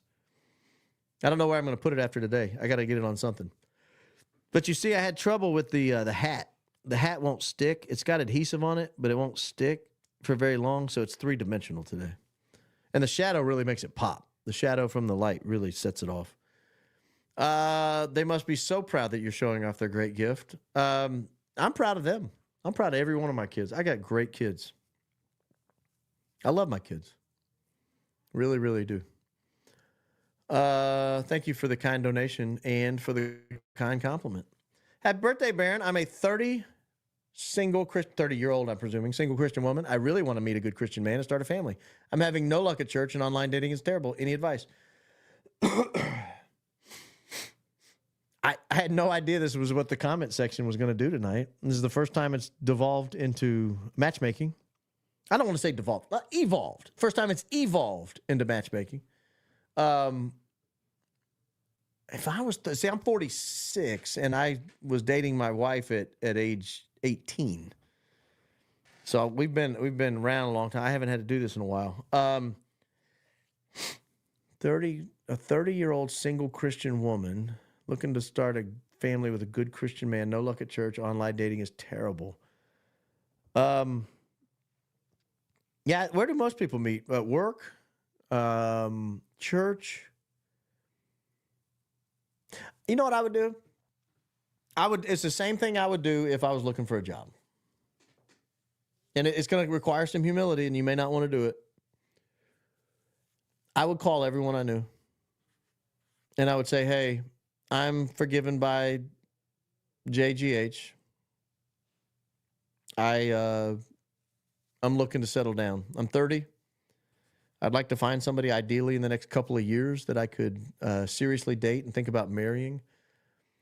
I want to start a family, so I'd like to, somebody of comparable age that's looking to raise some kids. And I want them to share my values. Do you have any ideas? Could you put some real thought into it and either make it so that we are in the same area at the same time, or perhaps just be forward with them and say, hey, I've got a friend who's looking. You seem great. Can I hook you guys up? I think that's so undervalued in today's society. We are so insular. And I think a lot of it has to do with this. We assume this does everything, right? We assume I can get my stock market report. I can keep up with retirement accounts. I can pay bills. I can check email. I can look at Twitter. I can look at Facebook. I can watch YouTube podcasts. And I can, some people date on it. And so you stop realizing that we live, particularly as Christians, in community. Stab myself in the eye. We live in community.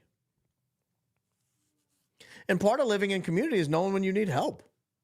And I'm not saying you need help. I know nothing about you other than you're obviously very smart listening to this program. So practically a genius. Obviously very wealthy if you can just throw $10 away like this. So that's my advice. I would bring the pride, set your pride at the door, and I would reach out to some friends, not by text, but by phone, or go to lunch with them. Like, let them know you're serious. If you text them, they're going to be like, oh, yeah, I'll think about it, and they'll forget about it, on to the next text. But if you set aside time with them, and do it people you respect, like I can think of people off the top of my head that I would call in this situation, and just say, just if you could just think of anyone, 2, 3 people maybe even. I'd like some options. It's helpful when it's not a true bilateral negotiation, right? You get a better deal when there are competitors. That's how I would do it. But when I was starting my own business years ago, lunch was my most potent weapon. Take someone to lunch and tell them, it's humbling, but just say, hey, I need work. What do you got for me?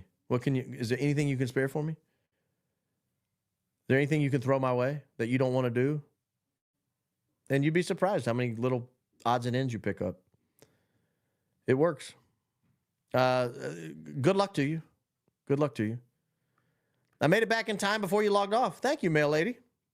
Good to see you, Baron. Love the hat. Happy birthday. Yeah, this is, for those that don't know, this is my kids got me this sticker to put on the hat. Thank you, as usual, for all you do. You, Ian, Candace, and others are the voice of all of us. I kind of feel that. I know when I watch a podcast that I really jive with, I feel like they're speaking to me and for me. So I feel that. So thank you for the kind words, mail lady. $5 hospice nurse will sneak words into our charting. Last one was candy corn. I want to say my kids wanted me to say like peanut butter banana or something. Like one night they asked me to sneak the word potato in.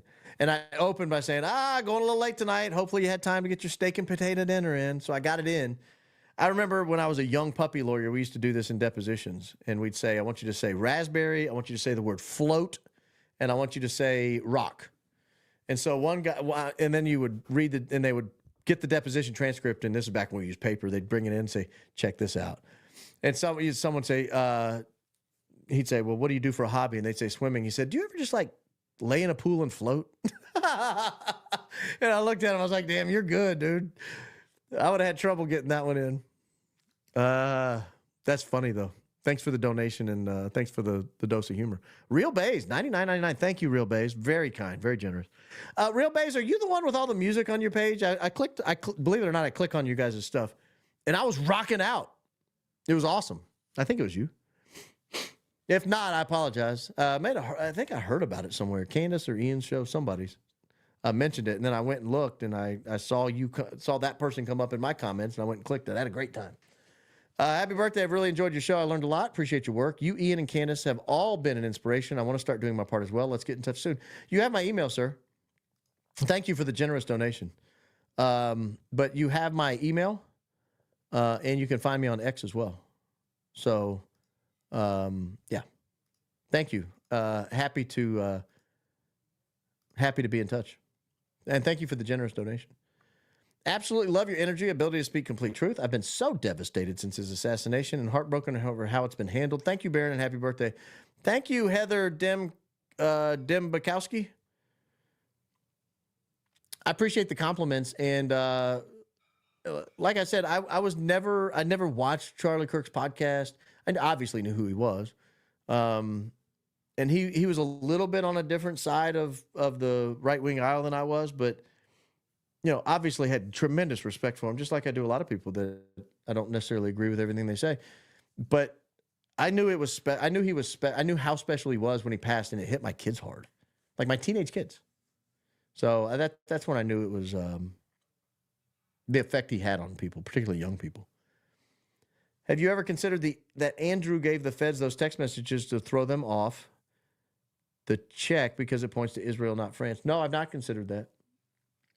I have considered that he's the one that gave them to Candace.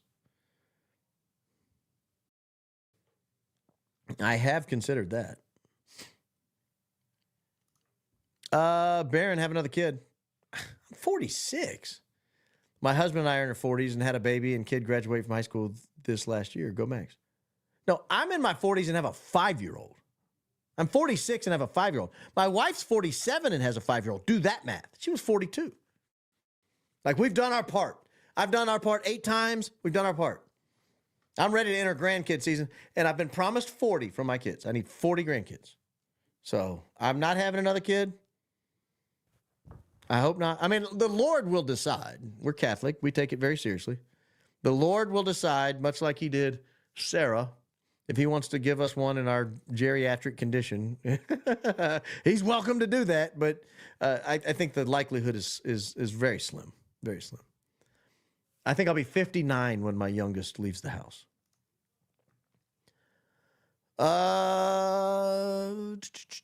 In case you weren't aware, the new CFO of TPUSA is Justin Strafe, who is also Rob McCoy's son as well as Mikey. Is he? I don't think he is. Why wouldn't it have the same last name? And as Alexis Wilkins has been an ambassador for TPUSA for 10 years. Odd. I'm not commenting on the good Miss Wilkins, her litigious history,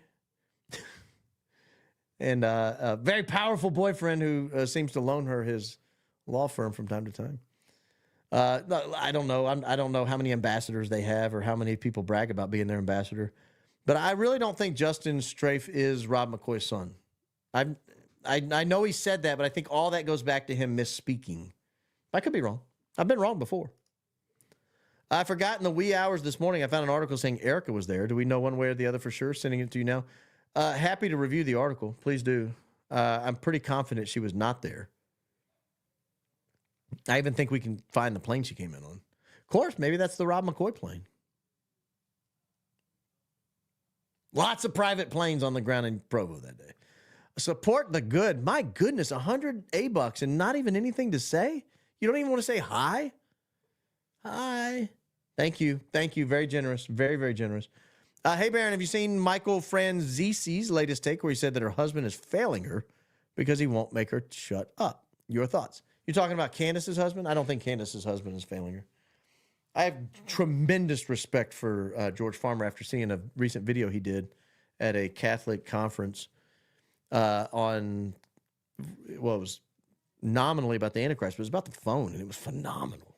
I mean, just phenomenal. The guy's an intellectual speaker. He's got great timing and instinct, a good production.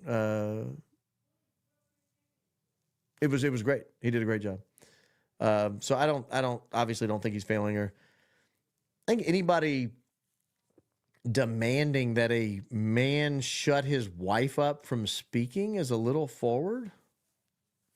It's got a little like 16th century overtones to it, frankly. I think we all know who did this by now and everything else since 9/11, but we've become too soft to stand up and storm. Go Max. More like 1776 2.0. Does feel a little bit like we're a colony again, if we're being honest. Feeling a little colonized. Thank you for the donation. I would pay a high fee to see you and Rob McCoy in a room debating face-to-face, but I'll take Zoom if not. I would pay a fee to debate him face-to-face, and I would use only Rob McCoy's sermons from 2012. I'm telling you guys, I'm going to play one of these for you one day. You're going to be shocked. I mean, absolutely shocked. The Jews killed Jesus. The only way to heaven is by accepting Jesus. Nobody's saved who doesn't accept Jesus. These are Rob McCoy's words, not mine. Like, he condemned the whole nation of Israel. It was crazy. I mean, nuts. It was nuts. That's Rob McCoy's words, YouTube, not mine. I know that transcript's going to be weird coming out of the AI machine. But please understand, I'm just quoting Rob McCoy, Pastor Rob McCoy, Godspeed Calvary Chapel Church, Thousand Oaks, California. Former member of TPUSA Faith. That's who I'm quoting, Mr. YouTube. My other account and chats got blocked. I'm back. Were you spamming, sir? I have people with wrenches, and they're not afraid to use them. I can unblock you. Send me an email, realbaronpodcast@gmail.com. Happy to look into your claim. I've told them not to block anybody for difference of opinion. And I've seen people in there differing. So they obviously are not doing that. Oh, come on. I can't even. Oh, man. I'm going to put it up there quick. It says a word that I don't want to read on the program. It's a family show, sir. Talking Points USA, 2 blank under scrutiny America. Yeah, thank you for your thing. I don't know why people's phones are defaulting to capitalizing the R in my name, but I'm kind of digging it. I may go for that stylization. Baron. Come here, kitty. I said this is a family show. Oh, do shorts to grow your show. People share those more than long streams. That's interesting you say that. Clips, 8 minutes or longer, will not harm your show, not harm your channel. Shorts actually destroy your channel if you do long form content. From everything I've read. I've put some thought into this. I did a few shorts. I don't know whether they had any harmful effect on your show, but they destroy your click-through rate. And that hurts your channel. So if you're only doing shorts, that's one thing. But if you're doing shorts and you're doing long form content, they tend to harm your long form content unless you get to a certain point where you are so like Joe Rogan, Candace, they can get away with shorts. Your humble host cannot. Now, if you guys would like and subscribe, I am going to do a $1,000 gift card giveaway when we hit 100,000 subscribers. I've committed to doing that. I joked about when I had 20,000 subscribers. I joked about it, but I'm committed to it now because I said I was going to. So I am going to do that. Be on the lookout for that. When we hit 100,000 subscribers, I will do that. I'm going to probably have to randomly do it out of a comment section or something. I'll figure out a fair way to do it. I want it to be pretty random, but I want to have an element of you got to qualify to get into the drawing with great content, something witty or insightful or whatever. So yeah, I've looked into this. Like I've talked to people on how to grow a show. I'm trying my best here, man. Sorry it's not growing fast enough for your flavor. I'm sorry I'm growing too slowly for you, kitty. I'm trying. Is it your birthday? It was yesterday. Happy birthday, Baron. Your monologues are amazing, and so are you. Thank you, KM Dudlich. Appreciate all your hard work. 8 kids is wild, man. I'm going to go for 3 max. Don't stop.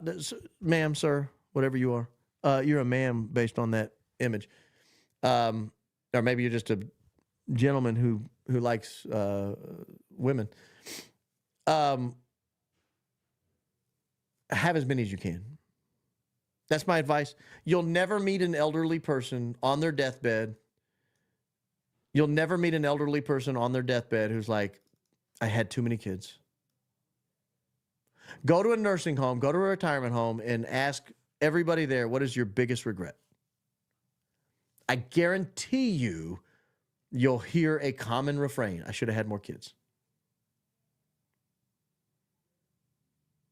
There's not a single verse in the Bible, this entire book right here, not one verse in this Bible says kids are a burden.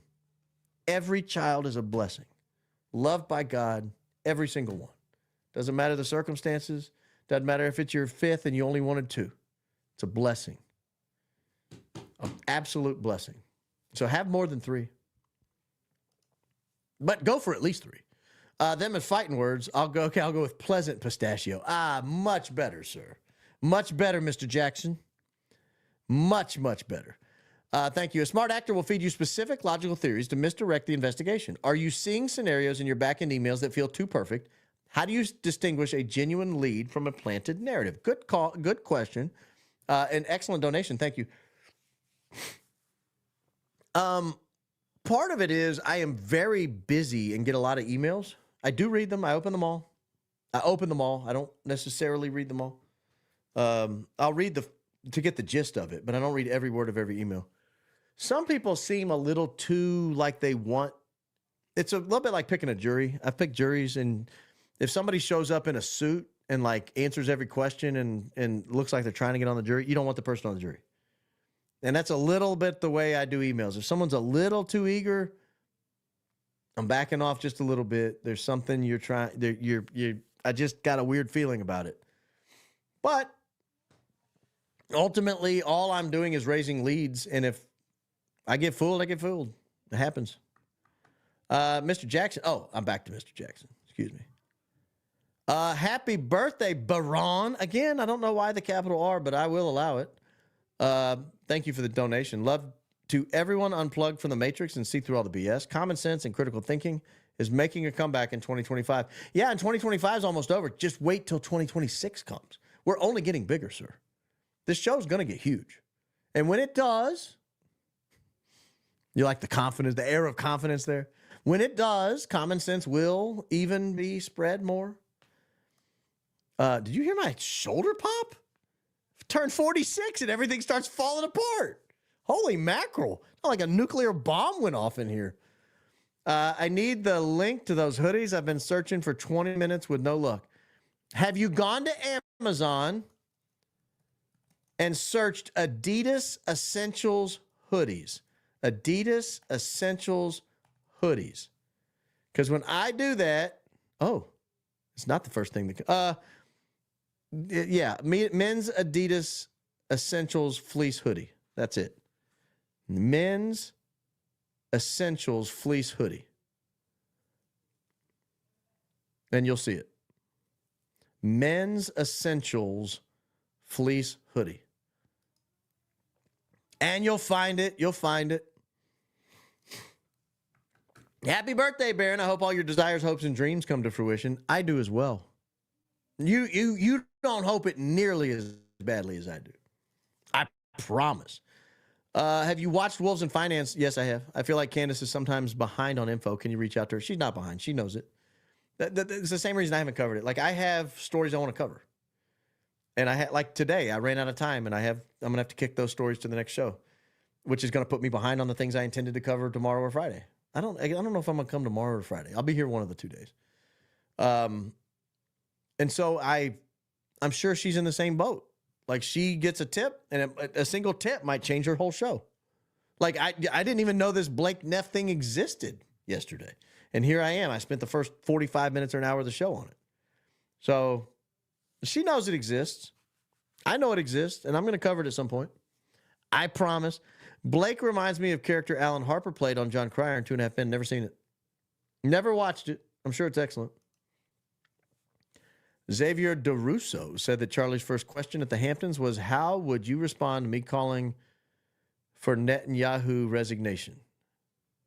Part of me thinks he was going to save Trump and Israel from Bibi's control in one gamut motive. That would have been a really bad decision for his health, calling for Bibi's resignation. I, for one, think the good prime minister should stay forever. As long as he feels comfortable governing, he should be there. Thank you, donation, Malavik is good 2012. Thank you. Beauty Within.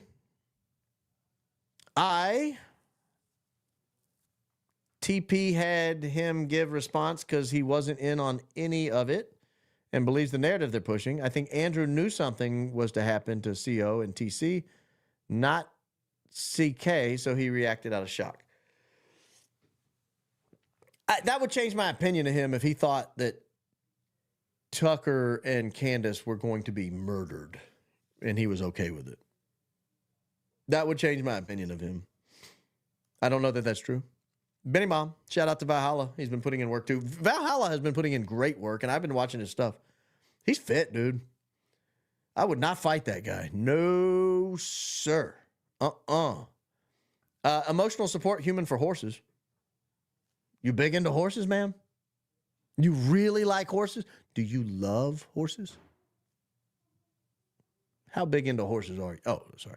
Happy birthday. Your mind works on a different level. Thank you. Thank you. That horses bit I just did was an old joke on the radio show. We had this running bit about people being into horses and being too into horses. I would never say such a thing to you, man. My mind works on a different level. I appreciate that. I hope that's a compliment. Huge shout out to Ian for intro. Thank you. Your blunt honesty and breakdowns crack me up. You flip perspectives in a full-on paradigm shift, leading truth seekers down many rabbit holes. Thank you. All those are wonderful compliments. I'm just being me. Emotional support, human for horses. I'm just being me. Yes, Cypress, more than happy to help. Thank you. I might have a question or two for you because email me. Email me and put Cypress guy here. In the, where's my, there it is. Email me and put Cypress guy here in the subject line. I'd like to ask you a question.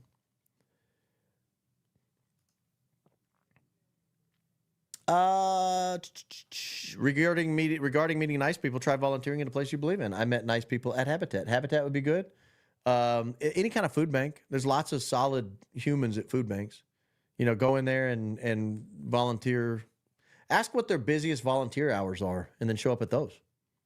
Yeah, good question. Good call. Good call. I still am a big fan of using your community to ask for help. That's just me. Send an email about Candace's comment on X about a possible 9/11 attack the second week of December. What do you think? Could Google Trends be used to find out more? I've heard a lot about the December 14th date. I don't know what that's all about. Apparently, it's supposed to be like weather and Earth's magnetic field and solar flares and like a whole bunch of stuff. December 14th. I'll be home, cozy with a lot of canned food and a lot of firewood. Probably not going to take a trip to Aruba that day. But that's just me. I'm old school. I get look. It's probably nothing. But I don't go anywhere that much anyway, so why would I risk it on a day that people are talking about being weird, you know? That's not, like, leaving the house isn't really my thing.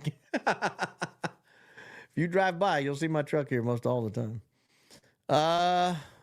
Could Google Trends be used to find out more? Probably, if you knew what you were looking for. I just don't know. I mean, the problem is you have to be so specific in a Google Trend search. You can't look Donald Trump. I mean, everybody knows Donald Trump. Candace just sent out a note via YouTube. TPUSA has agreed to answer our questions. Oh, that's good. Good. Our, plural, meaning your humble host included? Candace, my dearest podcaster, I'm submitting my application, Candace. Please accept it. I can't find anything that doesn't have identifying information on it. Please accept my application, Candace. Happy to go to Arizona at the drop of a hat. I've been several times. It's amazing. It's a dry heat. It's a dry heat, Candace. I'll show you around. Mikey sent PJ to fly up Erica. Private jet to fly up Erica. Yeah. I've heard that. Love your show and content. Was devastated by CK's murder. Was watching AJ's show, and he had CK in a box while talking to a guest. We saw it. Really? Is that true? He was watching it live on Alex Jones's show? Is that true? I'm going to have to check into that.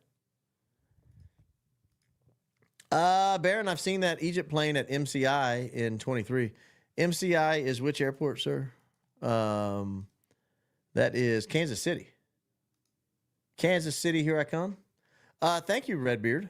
That's one of the places they've stopped. Apparently, there's a Duncan Aviation there, a Falcon place there, a Dassault place. There's something in Kansas City there they're stopping for. Interesting, though. Very interesting. I'm a registered D and have really appreciated listening, learning, and knowing we have so much in common. Inner umpire. Thank you, inner umpire. I've been told I'm a bad Republican. We probably have a lot in common. I used to be a bad Republican. Now I'm kind of a good Republican. Like, I'm anti-war, I'm anti-death penalty. Now they're like all coming around to my position.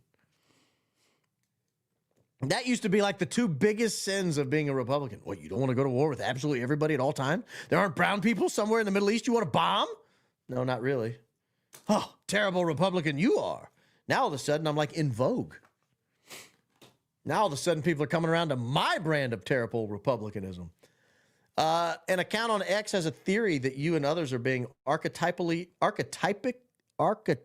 selected for disclosure and are divinely inspired or protected. Does this resonate? I don't know what archetypally selected means. Is that like a well-known phrase?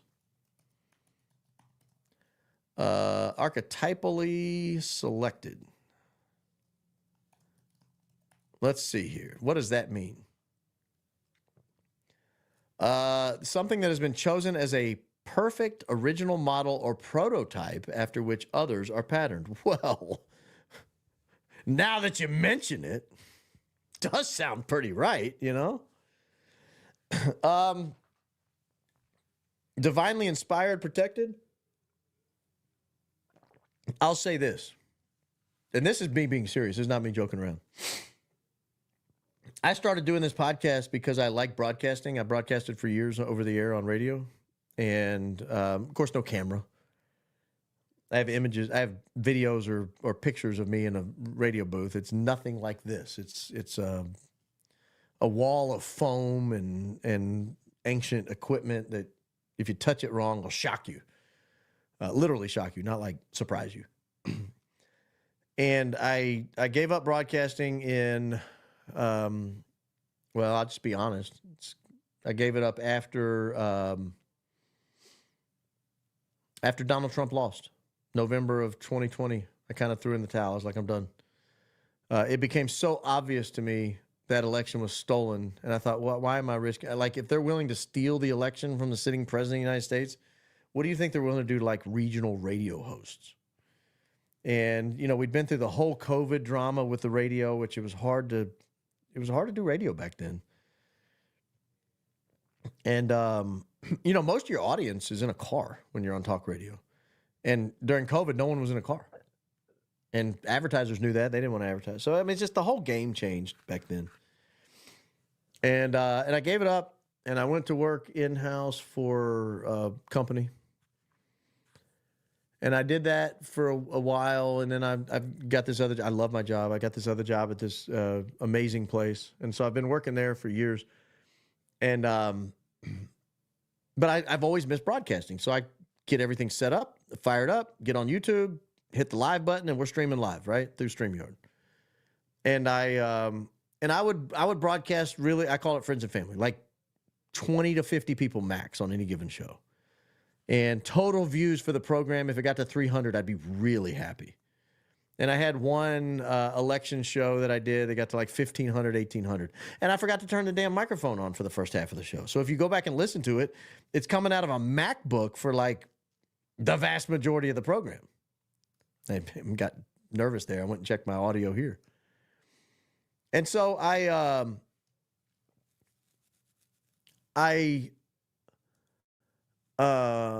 me check something here. Okay.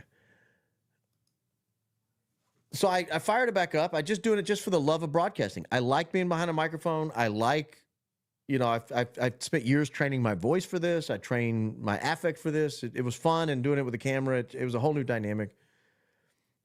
And I'm getting to the point of your question right here. When I started covering the Charlie Kirk stuff, something was different. And I don't know that I can put into words what it was. But I have a really good friend of mine. He lives in South Alabama. And he was helping me research some stuff about getting ready to do my first episode on Charlie Kirk on Google Trends. And actually, I didn't even want to do the episode. I tried to email the stuff to Ian, believe it or not. Ian, in your email somewhere, there's crazy emails from a listener begging you to look at this Google Trend stuff, and from like 3 months ago. And Candace, same thing. If you're hearing this, I'm buried in your email somewhere. And there were a few other people I reached out to. I didn't want to do it. Like I felt a little bit like Moses. Like, hey, I'm slow of tongue, right? There's famous people out there who could give true attention to this Google Trends topic. And I think it's valuable in the Charlie Kirk case. So I was trying to get it in the hand. I knew that me covering it in front of 20 to 50 live people and 300 total people wasn't the answer to get the information out. I had to get it in front of Candace or Ian. Those are the two people I really reached out to the most. Neither one of them would respond, which I don't blame them. I mean, there's a lot of people that email me I don't respond to. Maybe 5% of people I'll be like, hey, thanks, great email. 95% of the people, I open it, I read it, and I just move on to the next one. I just don't have time to respond to everybody. They didn't respond to me, didn't hurt my feelings, but I thought, you know what? I'll go ahead and do the show myself then. So I did the show. My friend in South Alabama who was helping me research, he starts pumping it out on X. He's taking clips of it and pumping it out on X. You guys should check this out. You guys should check this out. You guys should check this out. Somehow it ended up in front of Ian. Ian watches 20 hours worth of Your Humble Host one weekend. I'm driving to the grocery store one day with the phone on the dash. Don't do that at home. I'm a trained professional.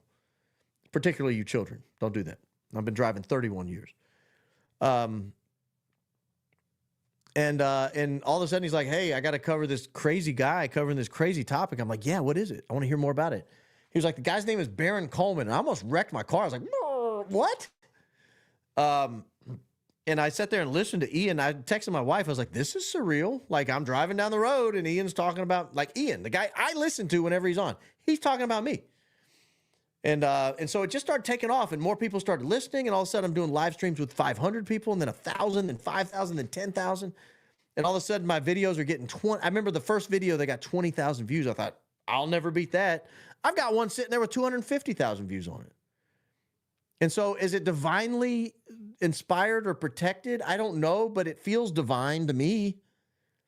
It feels divine to me. Now, someone else may look at that and say, this is just the way the world works. This is how new media works. But man, I'm telling you, I've spent $0 promoting this program.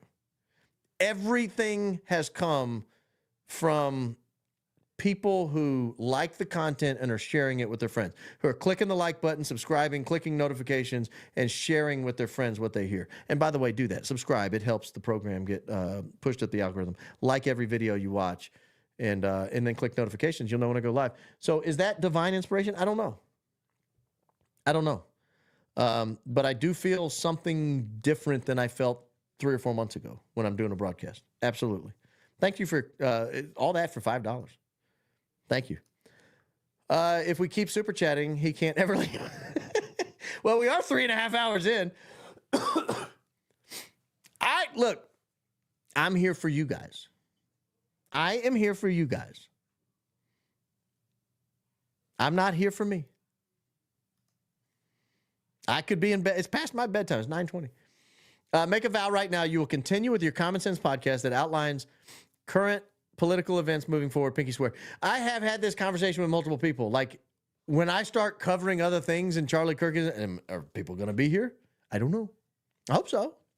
I bring the same fervor, the same energy, the same in-depth reporting, the same keen analysis, the same devastating insight. I'd love you to stay around. Pinky swear, I'll be here. Look, I would do this one, but this one doesn't work right.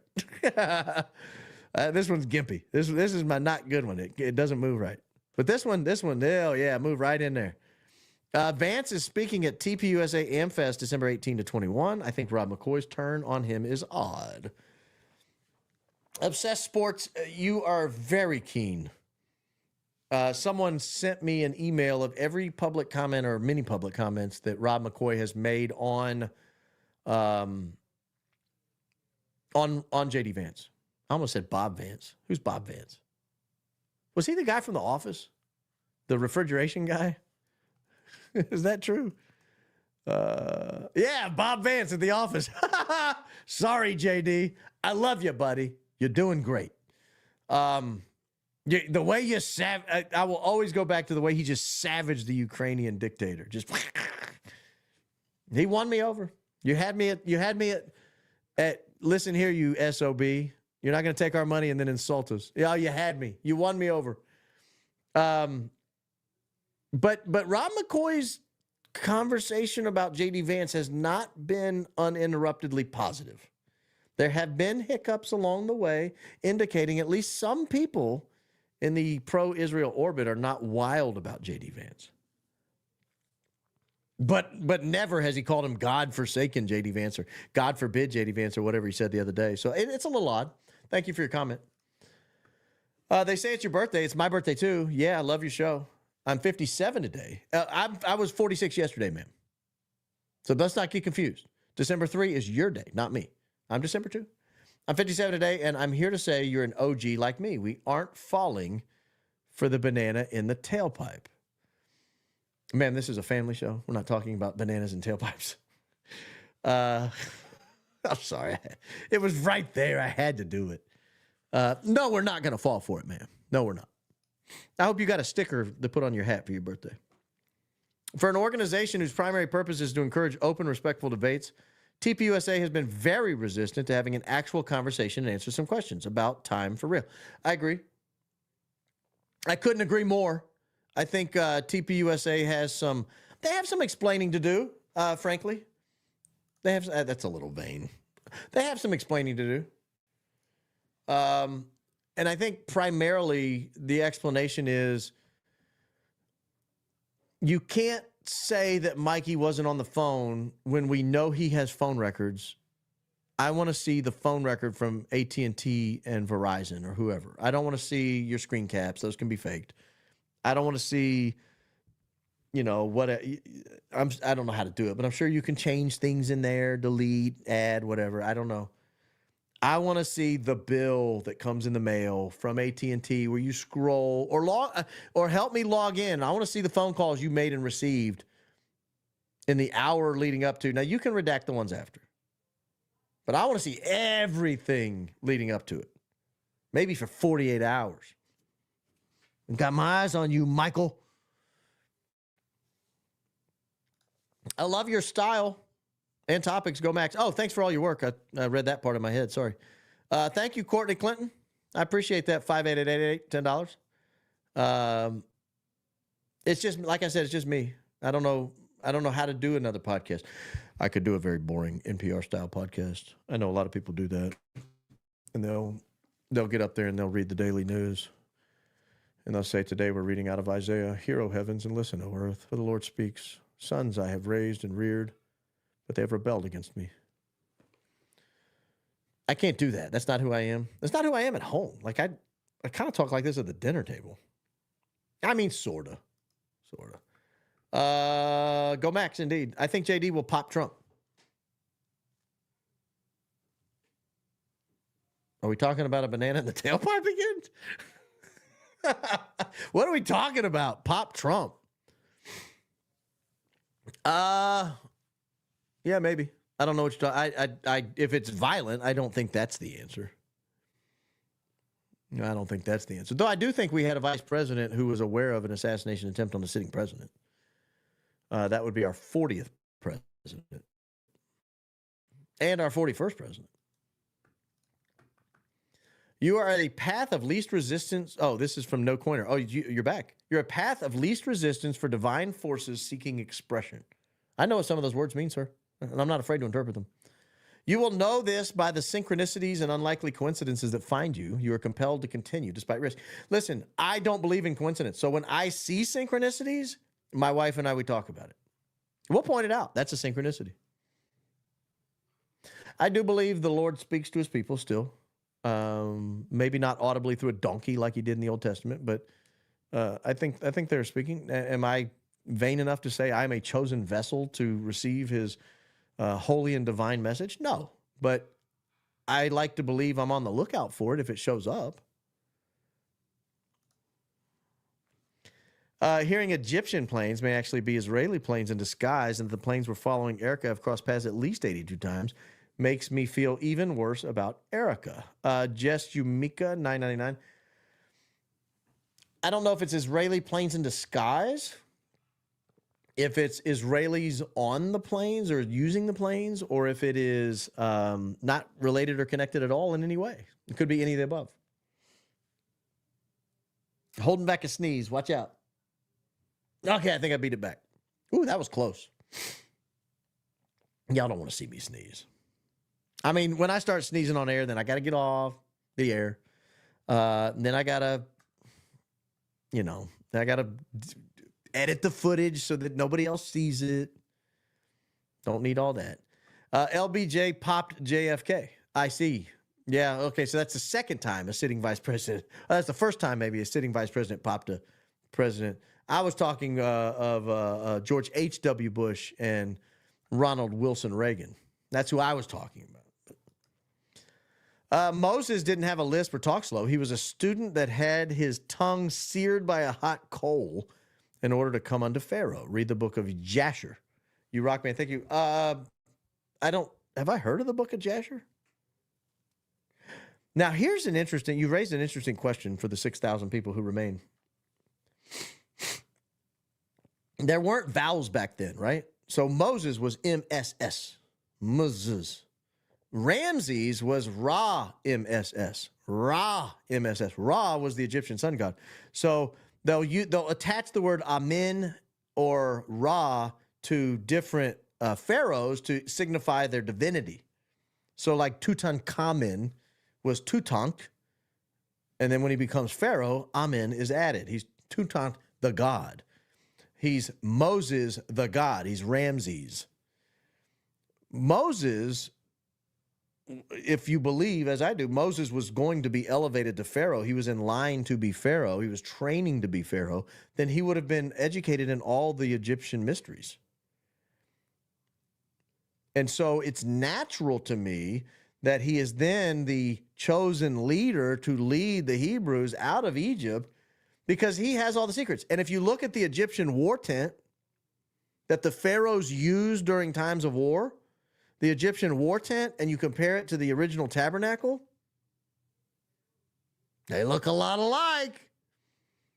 They look a whole lot alike.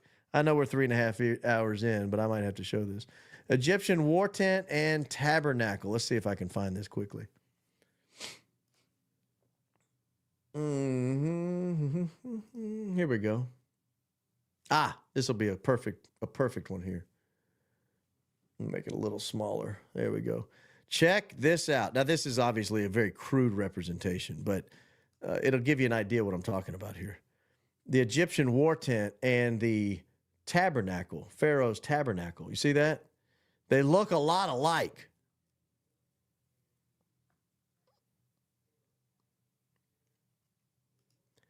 And so, and obviously that's the first one I saw, the first drawing I saw pull up. But you go back and you read the directions for how to build a tabernacle, and then you go back and read the instructions for how to build the Pharaoh's war tent, and you're like, whoa, they're kind of the same. So it would make sense to me. And I've always viewed Catholicism as the fulfillment of the Jewish faith, the Israelite faith. Excuse me. I draw a distinction between the Jewish faith and the Israelite faith. Keep in mind, and I'm getting too deep here, 3.5 hours into a show. I need to stop this now. But the kingdom split. You had the Judeans in the south, right? The kingdom of Judah, and then you had the kingdom of Israel. The Israel were the 10 tribes. And then you had the 2 tribes, Judah and Benjamin. Who was it at the bottom? You had Judah and some other, and that was the kingdom of Judah. And then you had the kingdom of Israel. They come in and they take away the Israelites, or the Israelites, excuse me. And you're left just with the kingdom of Judah. Well, notice Jesus never said he was a kingdom of Judah. He said he was an Israelite, right? He's fulfilling the Israelite faith. Well, the Israelite faith, I think, was a pure faith. It was pure Israelite religion without all, and then because the tribe of Judah goes and gets pulled out, and then they come up with this man-made system that they put on top of it. So they take this pure faith that God had given to Moses, and that's what's practiced for a long time. And then the Israelites get scattered to the wind, and only the 2 tribes are left, the kingdom of Judah, and then they get taken away. And when they come back, they now have a man-made system of all these rules and loopholes that they fashioned on top of the original pure faith. And so when Jesus shows up, he's like, that ain't it, y'all. That's not what I came to fulfill. I came to fulfill the law and the prophets. Pure Israelite faith. And so Moses brings to the Israelite people the secrets of Egypt. The Israelite people practice this Israelite faith, and then it's fulfilled by Jesus' coming, because he is the promised Messiah. So he has now fulfilled it. I've come not to abolish, but to fulfill. Not all the things that they added on top of it, but the pure Israelite faith, the original law and the prophets. He came to fulfill it. But if you believe, as I do, that Moses brought a hefty amount of Egyptian, I don't know if you call it theology or mysticism with it, then you view Catholicism or Christianity as, I say Catholicism, it's 2/3, 3/4 of the world's Christians were Catholic, but you find in the Christian fulfillment of the Israelite of the Egyptian, because Moses was trained to be a pharaoh, to be a god. So that's as weird as I'm gonna get on a Wednesday night, guys. 3.5. This is me. This is what happens when you let me talk for 3.5 hours on a Wednesday night. You get weirdness.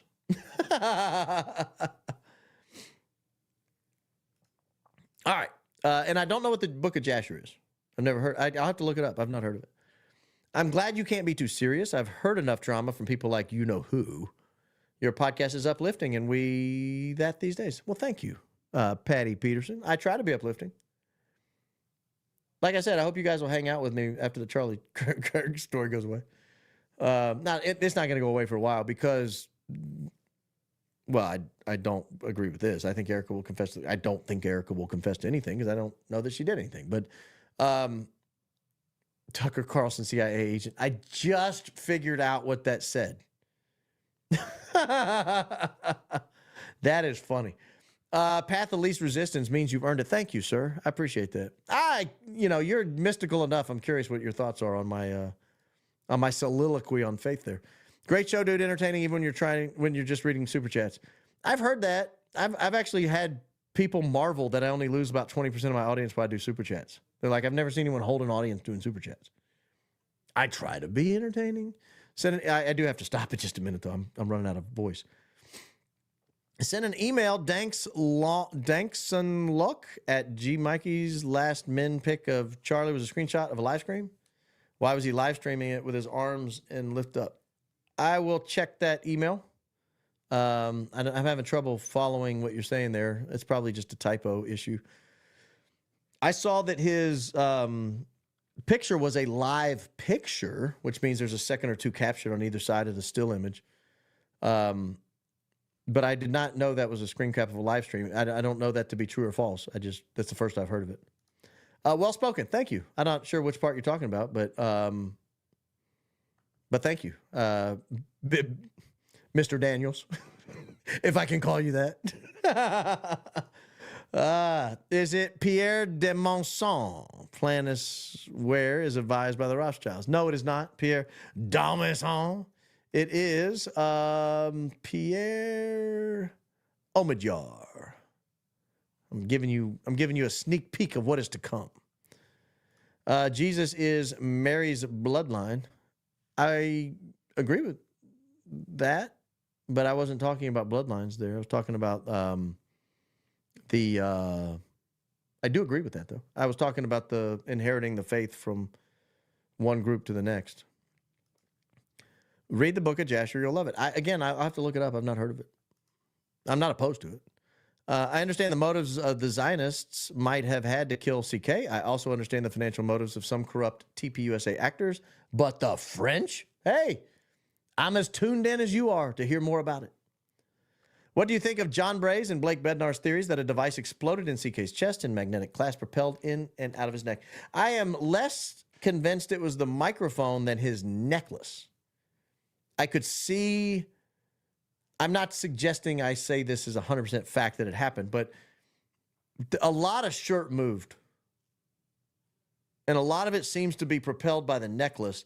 And it seems to, I could see the necklace or something on the necklace or something protruding off of the necklace coming up this way.